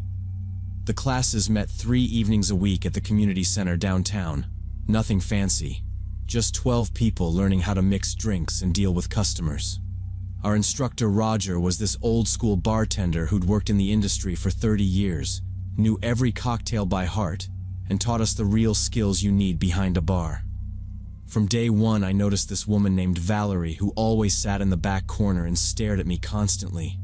She was maybe 35, always dressed really well, expensive clothes and jewelry, and she had this intense way of looking at people that made me uncomfortable. Whenever I was practicing behind the mock bar setup, she'd come up way too close, touching my arm while supposedly correcting my technique, even though Roger hadn't asked her to help. After the 3rd class, she cornered me in the parking lot and straight up invited me to her place to practice privately. I told her I had a girlfriend and wasn't interested, but she just laughed and said that didn't matter. Roger ran the class like a shift. Stations, timed rushes, laminated order cards, and he'd clap, "Move with purpose," while we tried to keep up. That should have kept everyone busy, But Valerie didn't respect boundaries at all. She'd drift right into my space like she belonged there, fingers on my wrist while I counted 1,000, 2 1,000 for the poor. And if I stepped aside, she'd mirror me like it was a game. I asked Roger quietly if she was a TA or something. He said no, she was just enthusiastic, and to let him know if she bugged me.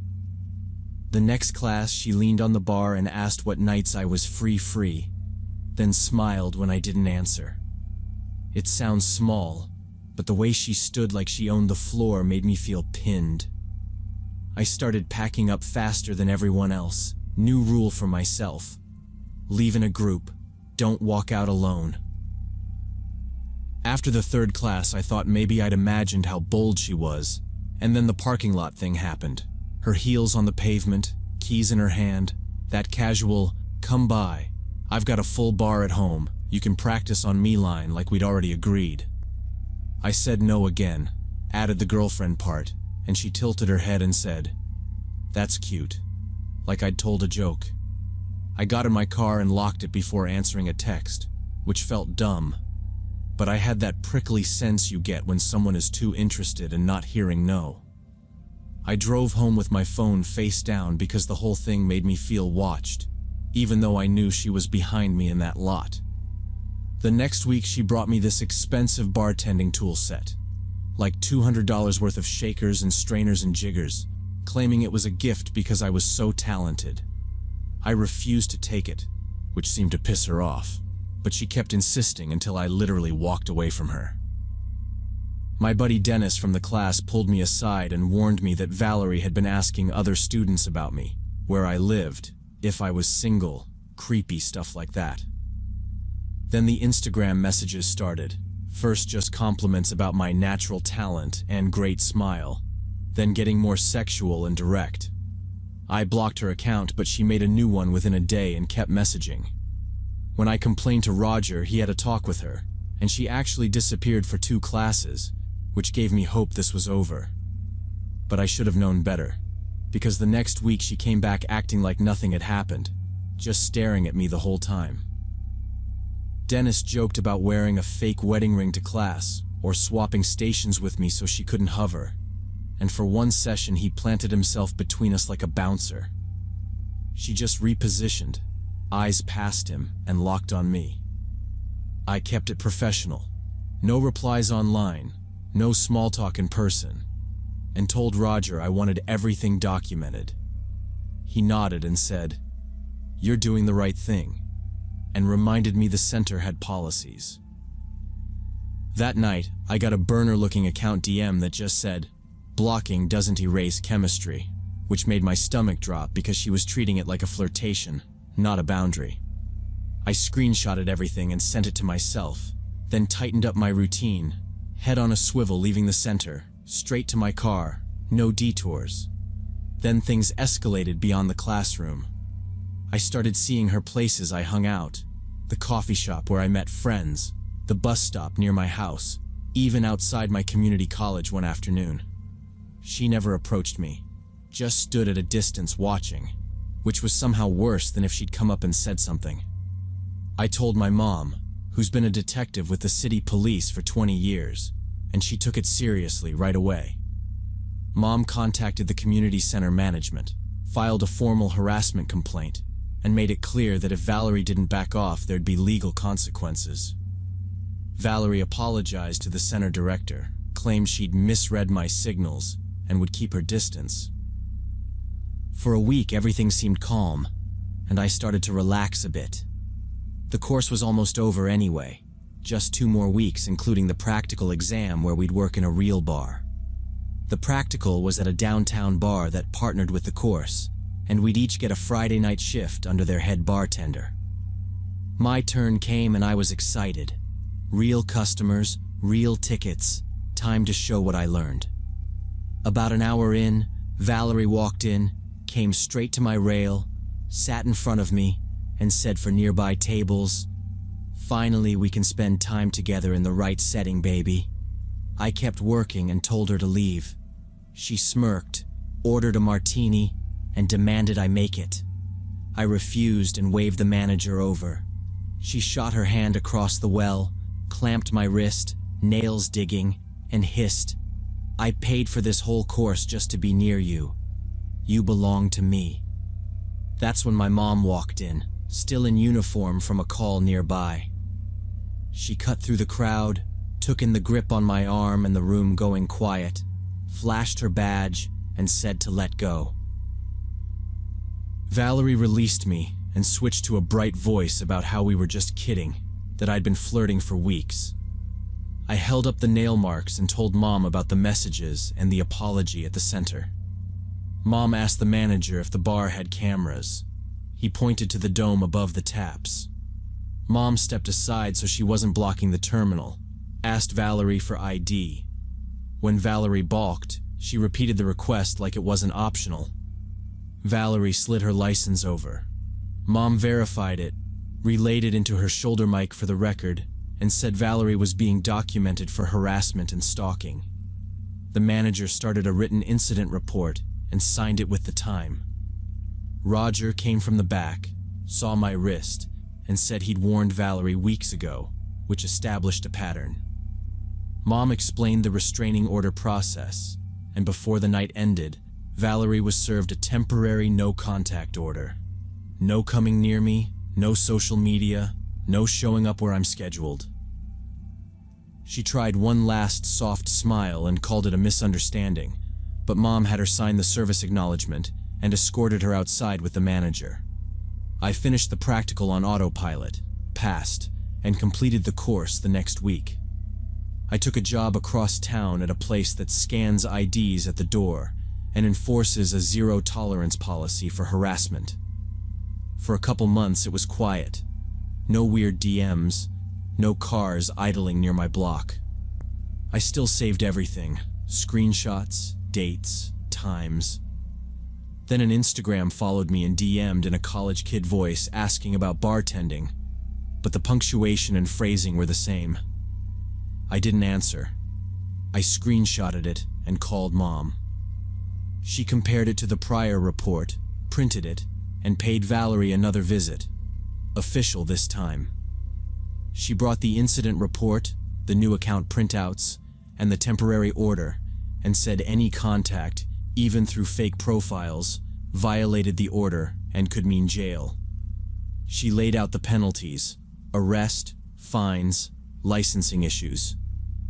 Valerie tried to act shocked and said anyone could make a fake, but Mom filed a formal warning and requested an extension. The judge signed a 1-year order, service documented. After that, it went quiet. I settled into the new bar and kept my head on a swivel without letting it run my life. I bartend at a busy spot downtown, but I'm careful with conversation boundaries, and I keep my phone ready to document anything weird, because some people don't hear no, they only hear not yet, and I don't plan on confusing the two again.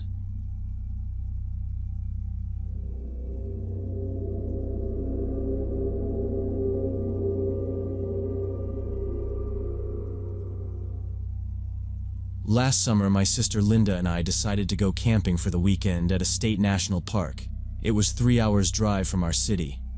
We both worked in an office and wanted a break from computers and phones, and we'd been talking about it for weeks, like, we're just gonna sit by a river and do nothing. No Slack, no emails. The plan was simple: pitch a tent by the river, spend 2 days hiking through the woods, reading books, enjoying the silence. We weren't professional hikers, but we had experience. We'd been on trips like this 3 or 4 times before, enough to know what food to pack and what blisters feel like. We left early Saturday morning and got to the park around noon. We parked in the lot where the map kiosk is. From there, a trail cut down to the river, about 40 minutes. We took our backpacks and started walking. The weather was great, sunny and hot. That kind of heat that bounces off light-colored rocks. Reaching the river, we found a good spot on a small clearing about 50 yards from the water, open enough to see anyone walking in, but with brush at our backs so the wind didn't whip the tent. There weren't many people in the park. It was a weekday, most people at work. Don't ask me how it felt like that on a Saturday. It just did. Empty parking rows and quiet trails. We set up the tent, laid out our things, had lunch off the little stove. Then Linda went swimming, and I stayed to read a book in the shade of a tree. Some thriller I barely remember because I kept rereading the same paragraph. About an hour later, I got up to get water from the river for the kettle. I was walking along a narrow path by the bank when I noticed a person. A man was standing about 30 yards from me on the opposite bank, looking in my direction. Dark clothes, a cap tugged low, no backpack or fishing pole, no cooler, no towel, nothing. I waved, automatic, thinking he was just another tourist. He didn't respond, just kept standing there. I held the kettle a little stupidly, waited a second, then filled it, and went back. I told Linda, and she shrugged and said lots of people walk around. The park is big. Maybe he was waiting on someone. I agreed, but felt weird about the no gear thing. Who comes to a river with nothing? By late afternoon, the light got easier, and we decided to do a short loop up the trail and back. We passed 2 older women with trekking poles and a dad with a kid on his shoulders. That was it. I kept checking behind us, and Linda teased me for acting like a hall monitor, but she didn't argue when I asked her to keep her whistle on. Now, before I explain what happened next, you need to understand we're not reckless. We pick spots with sight lines, and we split tasks, so nobody wanders far without saying where. Back at camp, I stacked wood. Linda checked the tent lines, and we both did the basic food bag away from the tent routine because bears exist, even if you don't see them. While I was tying off the bag, I heard a crack like a foot on a dry branch from the trees behind us, and did that quick turn you do when you've convinced yourself it's a squirrel. Nothing there, just our clearing, a line of blackened fire ring stones, and the path back to the trail like a little runway. We built a fire, made dinner. Pasta with jarred sauce, not gourmet, but it fills you up. By evening it got cooler fast. We sat by the fire, chatting, looking at the stars through that cutout of branches. Linda was doing that thing where she talks about work problems and then laughs at herself for talking about work on a no-work weekend. It was about 10 o'clock when Linda suddenly said, "Look, someone's coming." I turned and saw the silhouette of a person approaching our camp from the tree line beyond the path. The way he moved wasn't rushed, just steady, like he already knew where he was going. In the firelight, I could see it was the same man I'd seen during the day. The cap, the plain dark jacket, the same empty hands.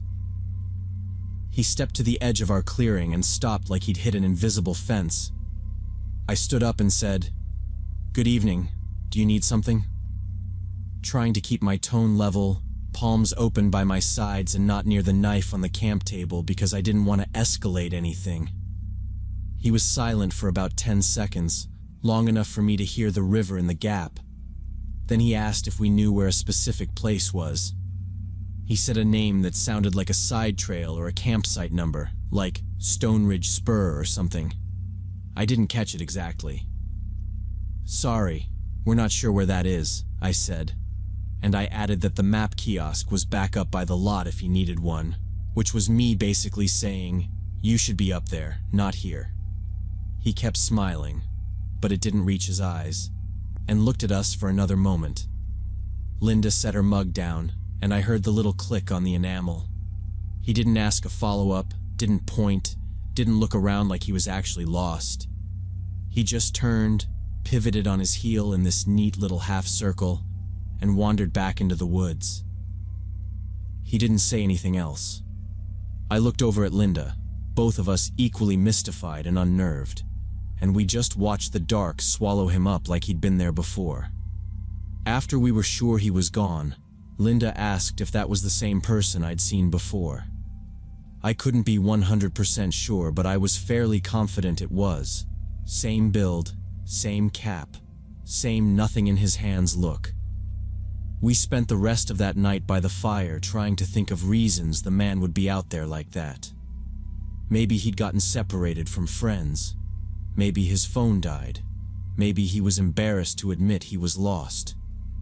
The only thing that made some sense was if he got desperate for help once the sun went down and was lost or something. But that man didn't seem desperate at all.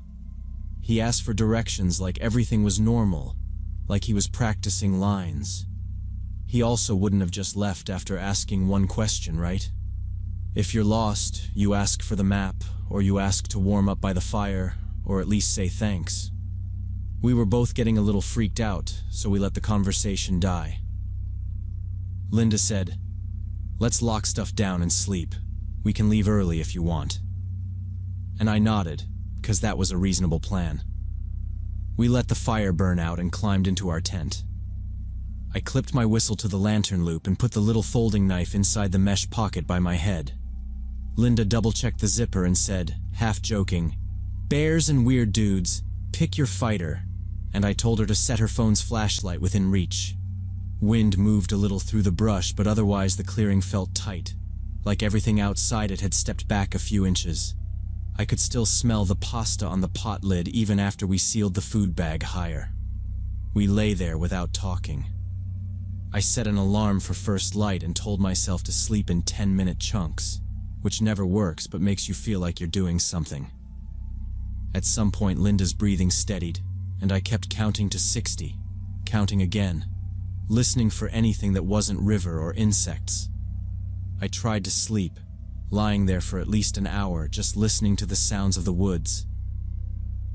There was this weird feeling I was getting that wouldn't let me close my eyes for too long without getting nervous, like when you know someone's reading over your shoulder. After somewhere around 2 hours of lying awake, I heard it, footsteps sneaking toward our tent, not heavy like an animal, just measured, heel to toe, brush parting once and then stopping. I yelled Linda's name and rushed out of my tent. My headlamp washed the clearing and the path like a tunnel, and I swung it left, right, hard in my throat, but hands steady because moving felt better than waiting. I looked into the woods. A figure was standing 10 feet from me, just to the right of the path, turned a little sideways like he'd been watching the tent door to see who came out first. A second later, they turned around and sprinted back into the woods, hidden by the darkness, and I caught the edge of the cap and the same dark jacket before the trees took him. Linda came out only in time to hear their footsteps running away, and she grabbed my sleeve and whispered, "It's the guy." She said she knew exactly what was going on. He'd come to see if 2 women alone were asleep, or if anyone else was around. That's it. No hiking, no camping, just lurking and checking. Neither of us wanted to wait for an encore. We packed up that night and waited tiredly for dawn to make our way out of those woods. We didn't do a perfect job. Shoved the tent into the car wet, left gray ash under the stones, missed a tent stake that probably still lives out there. But we moved quietly and kept lights low, pausing every few minutes to listen for branches behind us. When we got to the lot, it was still dim, only one other car parked, and the walk to the ranger station felt longer than it had any right to be. When we got to the ranger station, we reported what happened. They said there had been complaints lately about a suspicious man wandering the park without gear and scaring campers. Multiple calls over a few weekends. Nothing solid. They'd tried to find him, but unsuccessfully. We described him and gave statements, and the ranger wrote it all down and told us we'd done the right thing leaving. We never went back to that park. Sometimes I think about what would have happened if I hadn't stayed awake that night.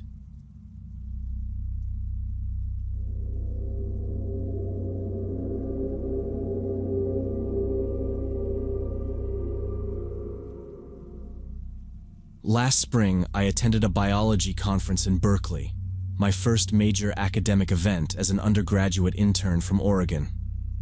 The first morning, right after the opening session, I decided to explore the famous campus and wandered into this massive 4-story bookstore everyone kept talking about. I was browsing the science section on the second floor when I noticed something in the window reflection. a large man in a dark gray business suit standing about 15 feet behind me. When I moved to the next aisle, he moved too. I thought it was coincidence until I went up to the third floor, and there he was again. Same distance, same position. He was maybe 50, built heavy, short gray hair, leather messenger bag pressed tight against his side like he was protecting something inside. Every time I glanced at his reflection, he was looking at books, but his hands never touched them, never pulled one out. Just his eyes scanning spines while his body stayed oriented toward me. Now, before I explain what happened next, you need to understand I didn't know anyone in Berkeley, and I wasn't trying to be dramatic. I just wanted to decompress between talks, and the bookstore felt like the safest possible place.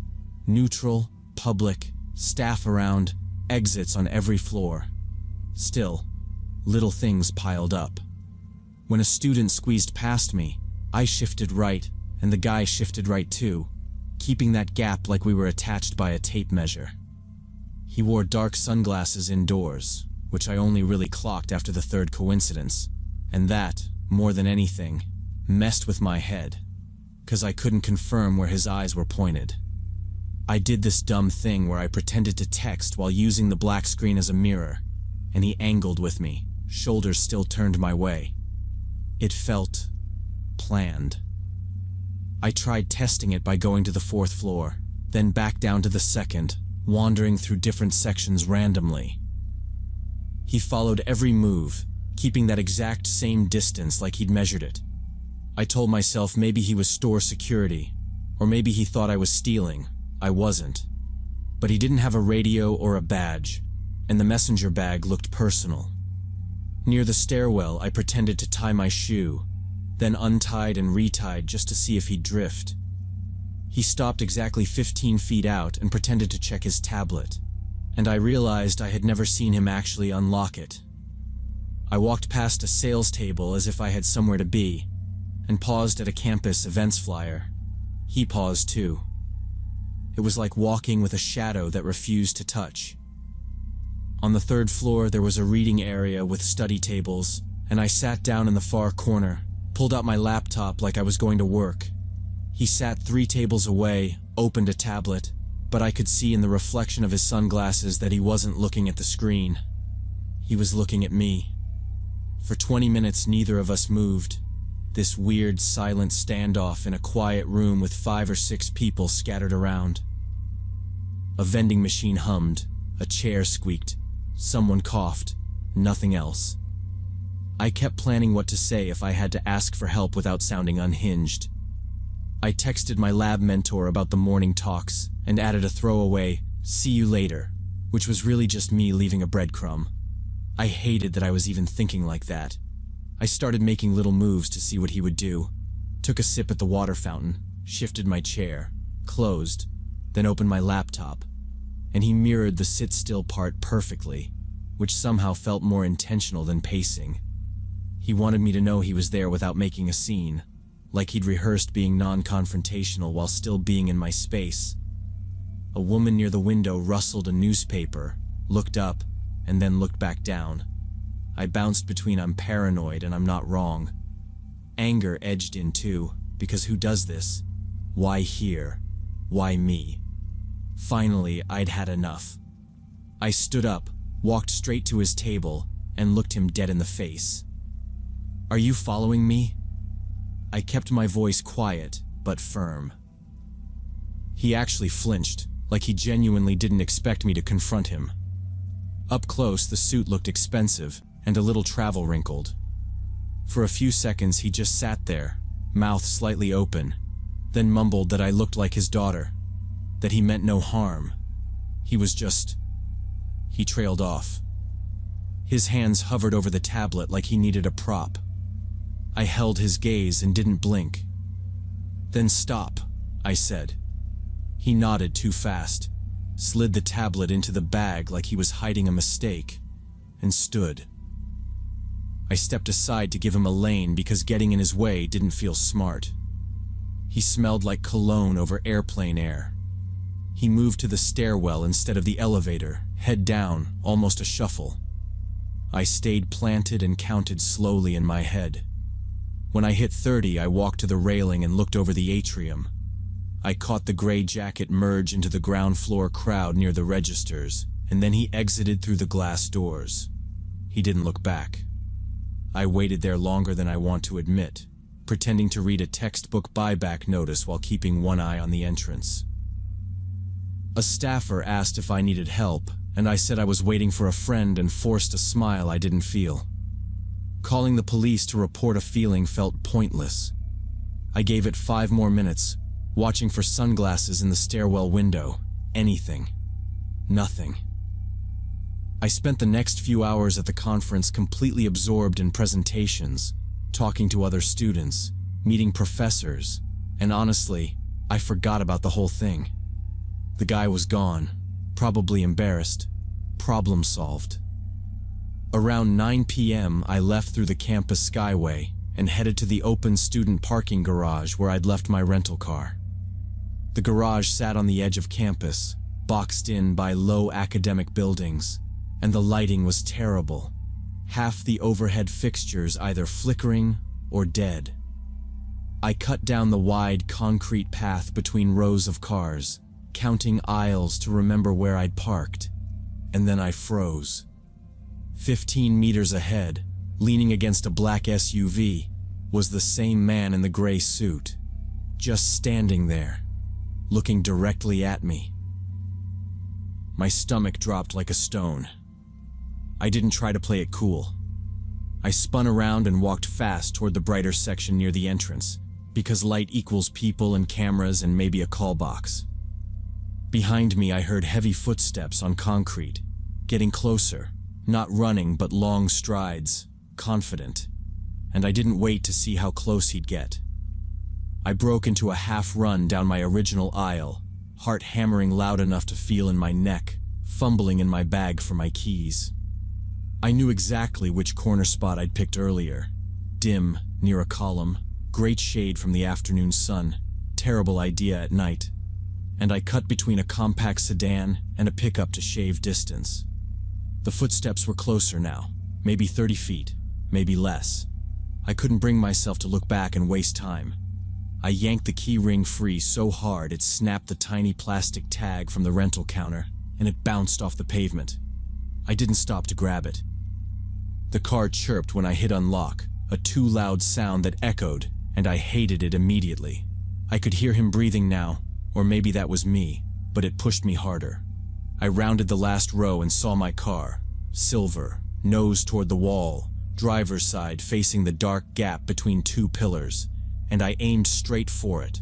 No zigzags, no hesitation. I reached my car, yanked the door open, threw myself into the driver's seat, and hit the lock button all in one motion. The central locks thunked like a lifeline. The man stopped about 6 feet from my car and just stood there, watching me through the windshield, his face completely blank. Up close, the sunglasses were gone, and his eyes were pale, washed out, almost bored. My hands were shaking so bad I could barely get the key in the ignition, but I managed it on the second try. Turned, felt the engine catch, a relief that hit like a cough. Then I remembered the dash cam I'd installed for the rental. Cheap, suction cup mount, always a pain, and I flipped it on, saw the red light blink. I clicked the high beams and pointed them straight at him. The bright light hit him full in the face, and he raised one arm to shield his eyes, squinting but not stepping back at first, like he wanted me to see he wasn't scared. I grabbed my phone and took several photos through the windshield, making sure he saw me doing it. The shutter sounds loud and stupid but useful. I said out loud, "I have your picture," because saying it made me feel like it mattered. He stood there maybe 20 more seconds, arms still up blocking the light, and I kept the wheel turned so if he lunged I could cut hard right and scrape the column if I had to, because metal can be fixed and bones take longer. He finally shifted his stance, looked left, then right, then slowly backed away into the darkness between parked cars, not turning, just floating backward until the beams caught only his shoulder, then his hand, then nothing. I counted to 3 and didn't make it past 2. I threw the car in reverse, checked the backup camera, and peeled out of that spot, tires chirping on smooth concrete. I didn't crash into anything, which felt like luck. I cleared the exit ramp, shot past the pay station, and hit the street going 20 over the limit, hands locked at 10 and 2, checking my mirrors every 5 seconds for any shape that looked like a black SUV or gray suit or anything. Nobody followed.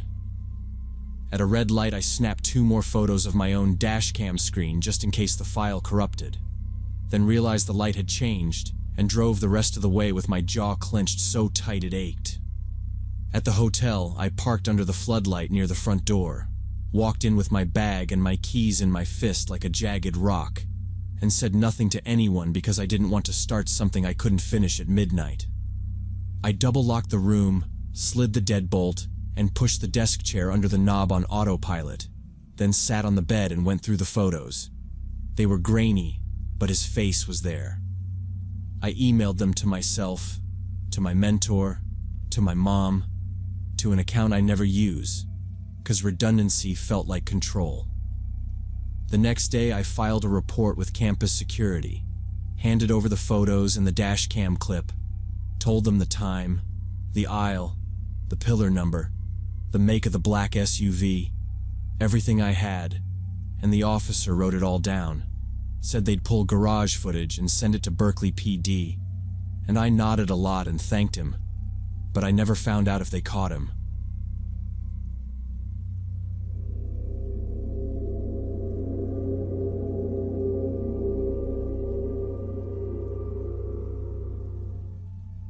So this happened when I was 13, about 7 years ago now, and I remember that day pretty clearly. It was summer, probably 2018, and I went with my 2 friends, Ethan and Brandon, to the big electronics store at the mall. Ethan's parents gave him $50 for his birthday, and he wanted to price out games, and me and Brandon were just tagging along because that's what we did on Saturdays when we had nowhere else to be. The store was huge with the stuff that mattered: phones, laptops, games, headphones. We passed a wall of giant TVS and headed to the gaming corner in the back. They had demo stations, so we took turns on a new shooter and tried to convince Ethan which game would stretch his 50 the best. I noticed a man about 10 steps away by the controller rack, average height, skinny, jeans, plaid button-up. Nothing special except he wasn't looking at the rack. He was watching us. Honestly, me. When our eyes met, he didn't glance away like normal people do. He smiled and gave a tiny wave like we knew each other. I figured maybe he was somebody's dad waiting for his kid, and I gave this awkward nod back. Didn't want to be rude, and my friends didn't notice. He hung around another minute and then drifted toward headphones, and I went back to playing and forgot about him.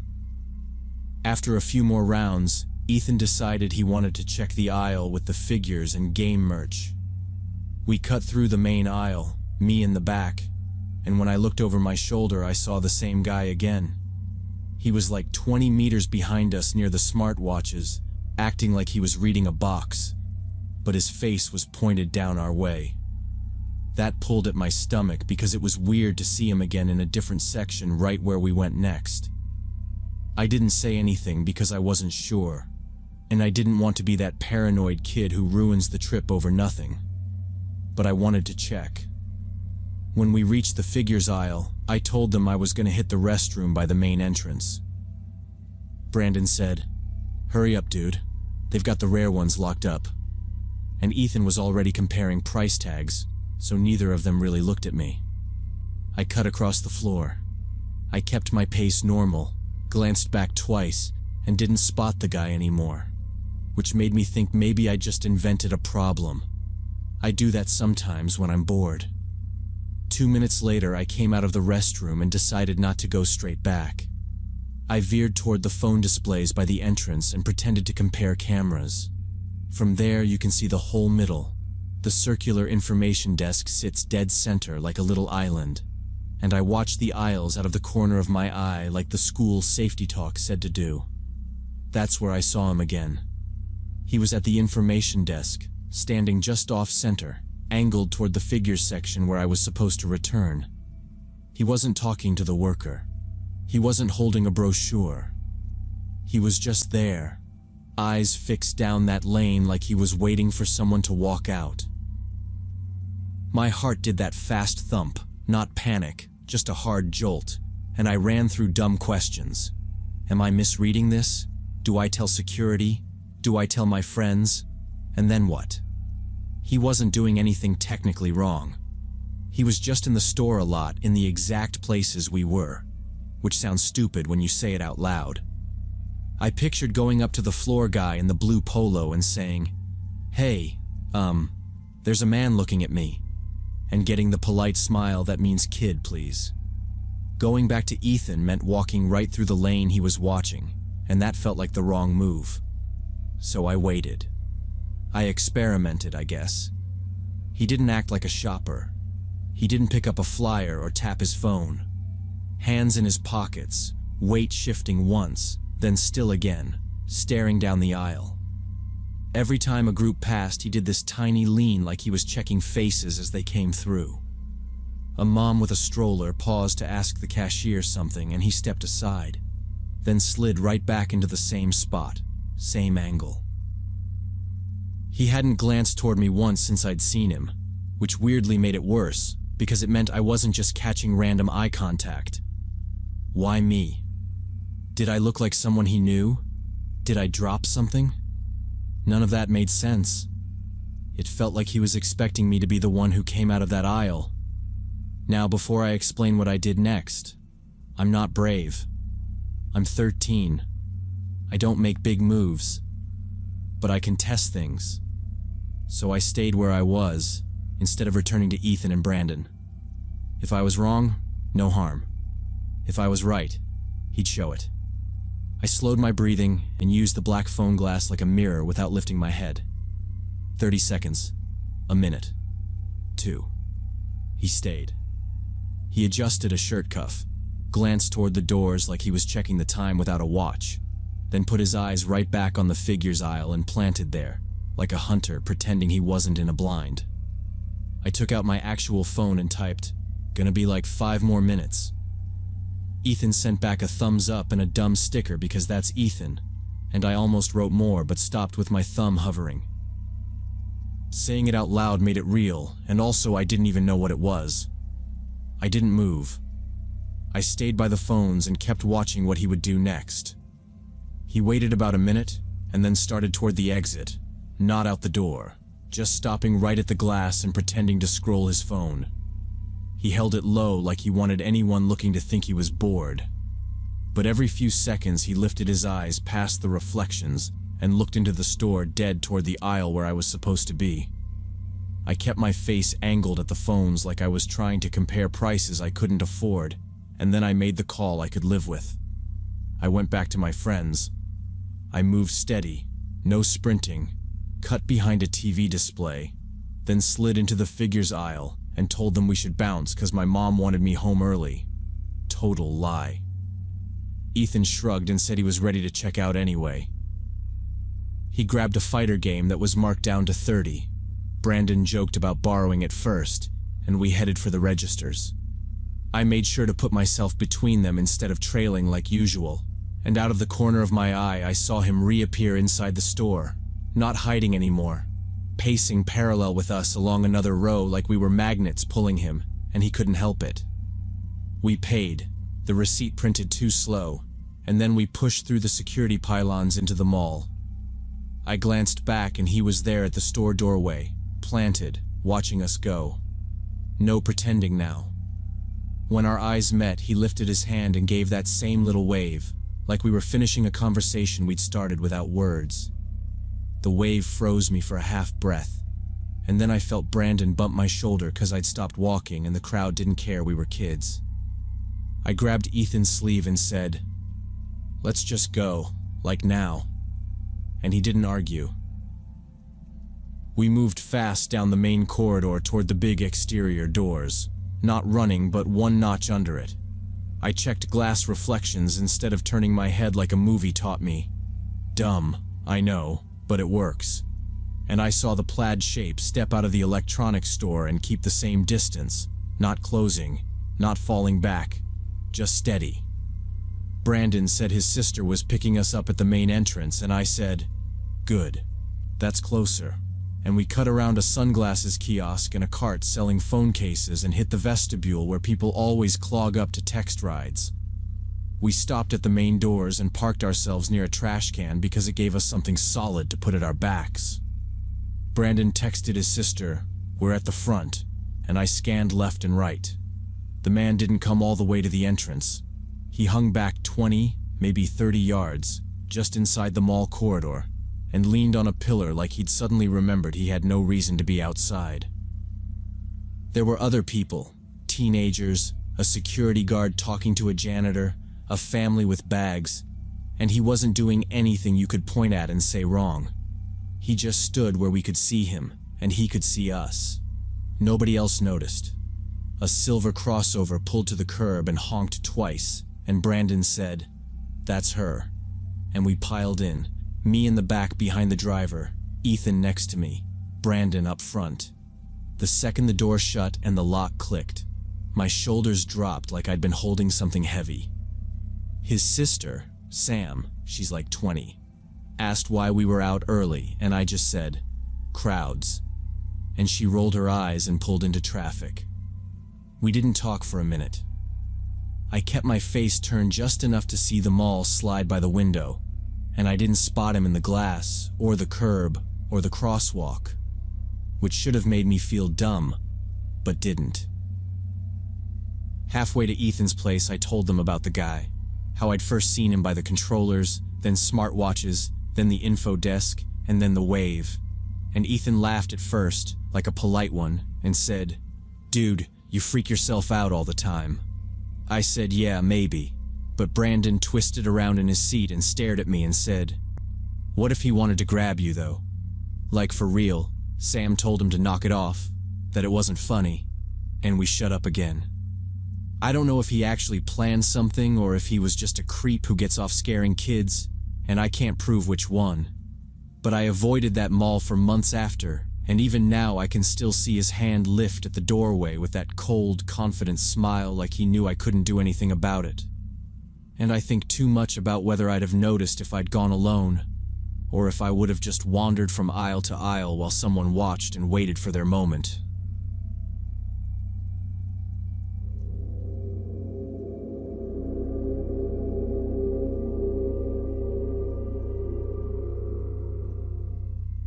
I was 16 when this happened, maybe 5 years ago now.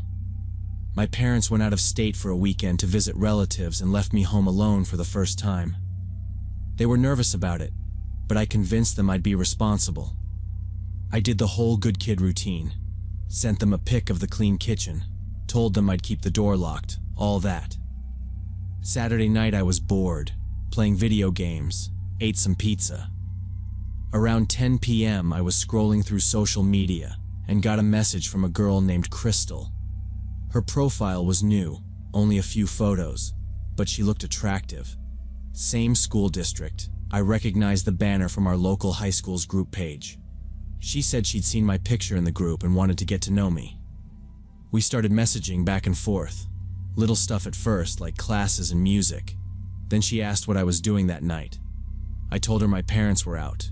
Yeah, dumb. And I was just chilling. She replied with a laughing emoji and said something like, "Lucky, my folks are the opposite."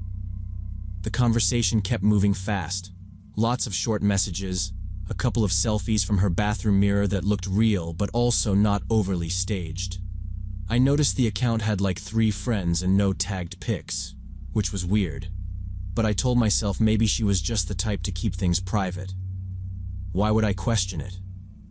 After about an hour, Crystal was getting flirty and suggested meeting up. I was flattered by the attention, and the house was empty. When she asked for my address, I gave it without thinking twice. I know. She said she lived nearby and could come over right now. I agreed, even though a voice in my head said this was weird.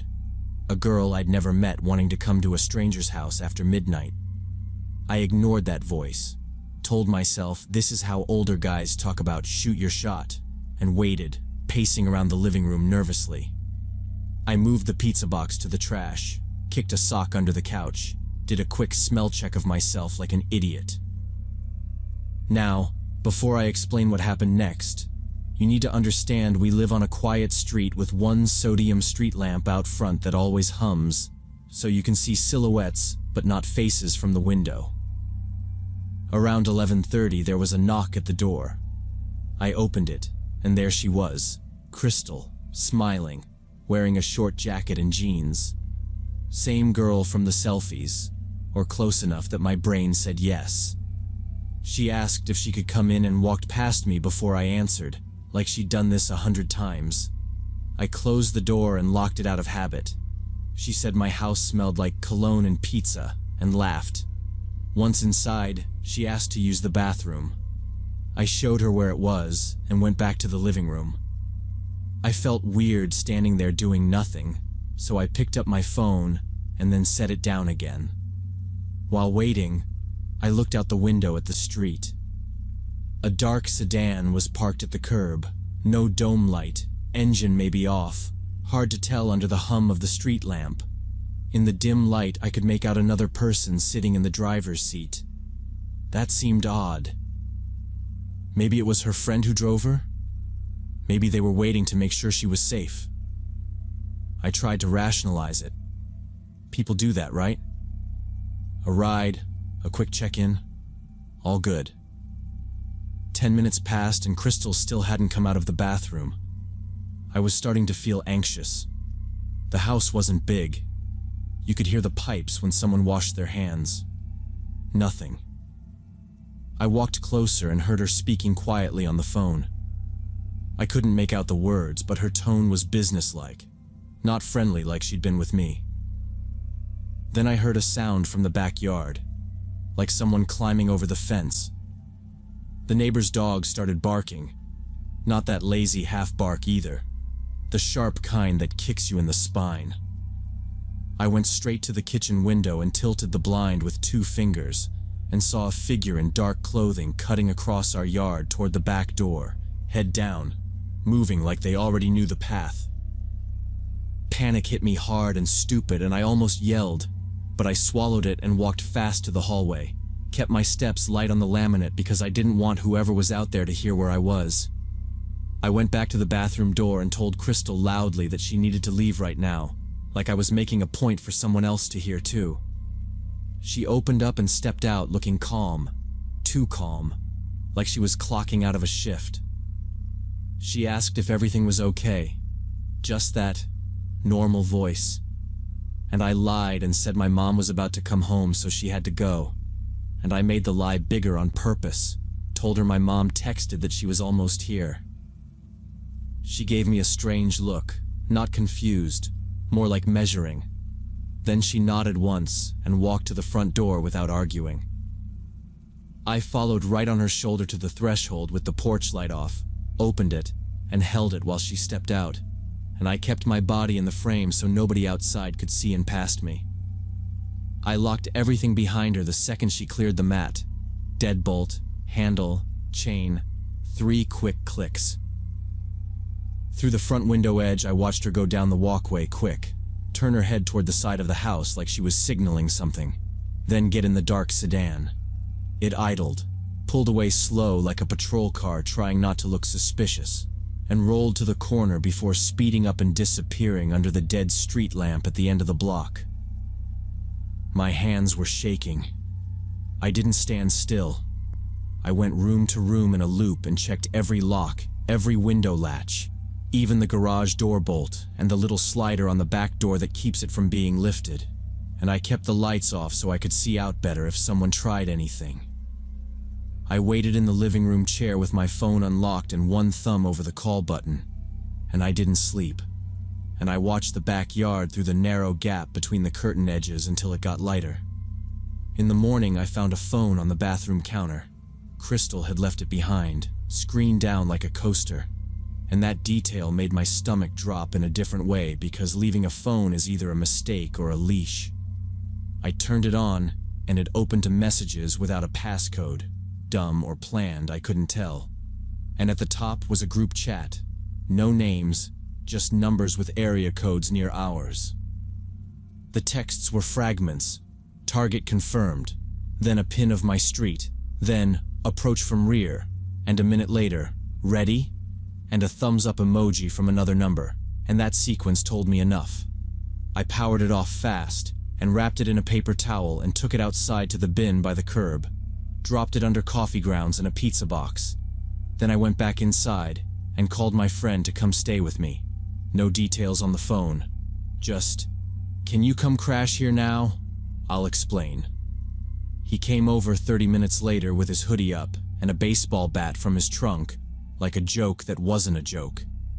The crystal profile disappeared from social media the next day. I searched the name and it was gone like it never existed, and the 3 mutuals were gone too. I never told my parents what happened because I knew how stupid I'd been, and because the house was fine when they came back, and because I could fix the one thing I broke: my sense that nobody watches these quiet streets. Looking back, I think they were planning to rob the house. Maybe worse, because the pattern fits, and the timing lines up, and the group chat said the quiet part out loud. The girl was bait to get inside and unlock doors, while her accomplice came through the back, or to stall me at the front, while someone else tested the slider. And the only reason it didn't go that way is because the neighbor's dogs barked at the exact minute, and I looked out the window at the right moment, and I pushed her out with that lie about my mom. And if any of those tiny things didn't happen, if I'd tried to be smooth instead of blunt, I think the back door would have clicked. And that's all it takes. One click.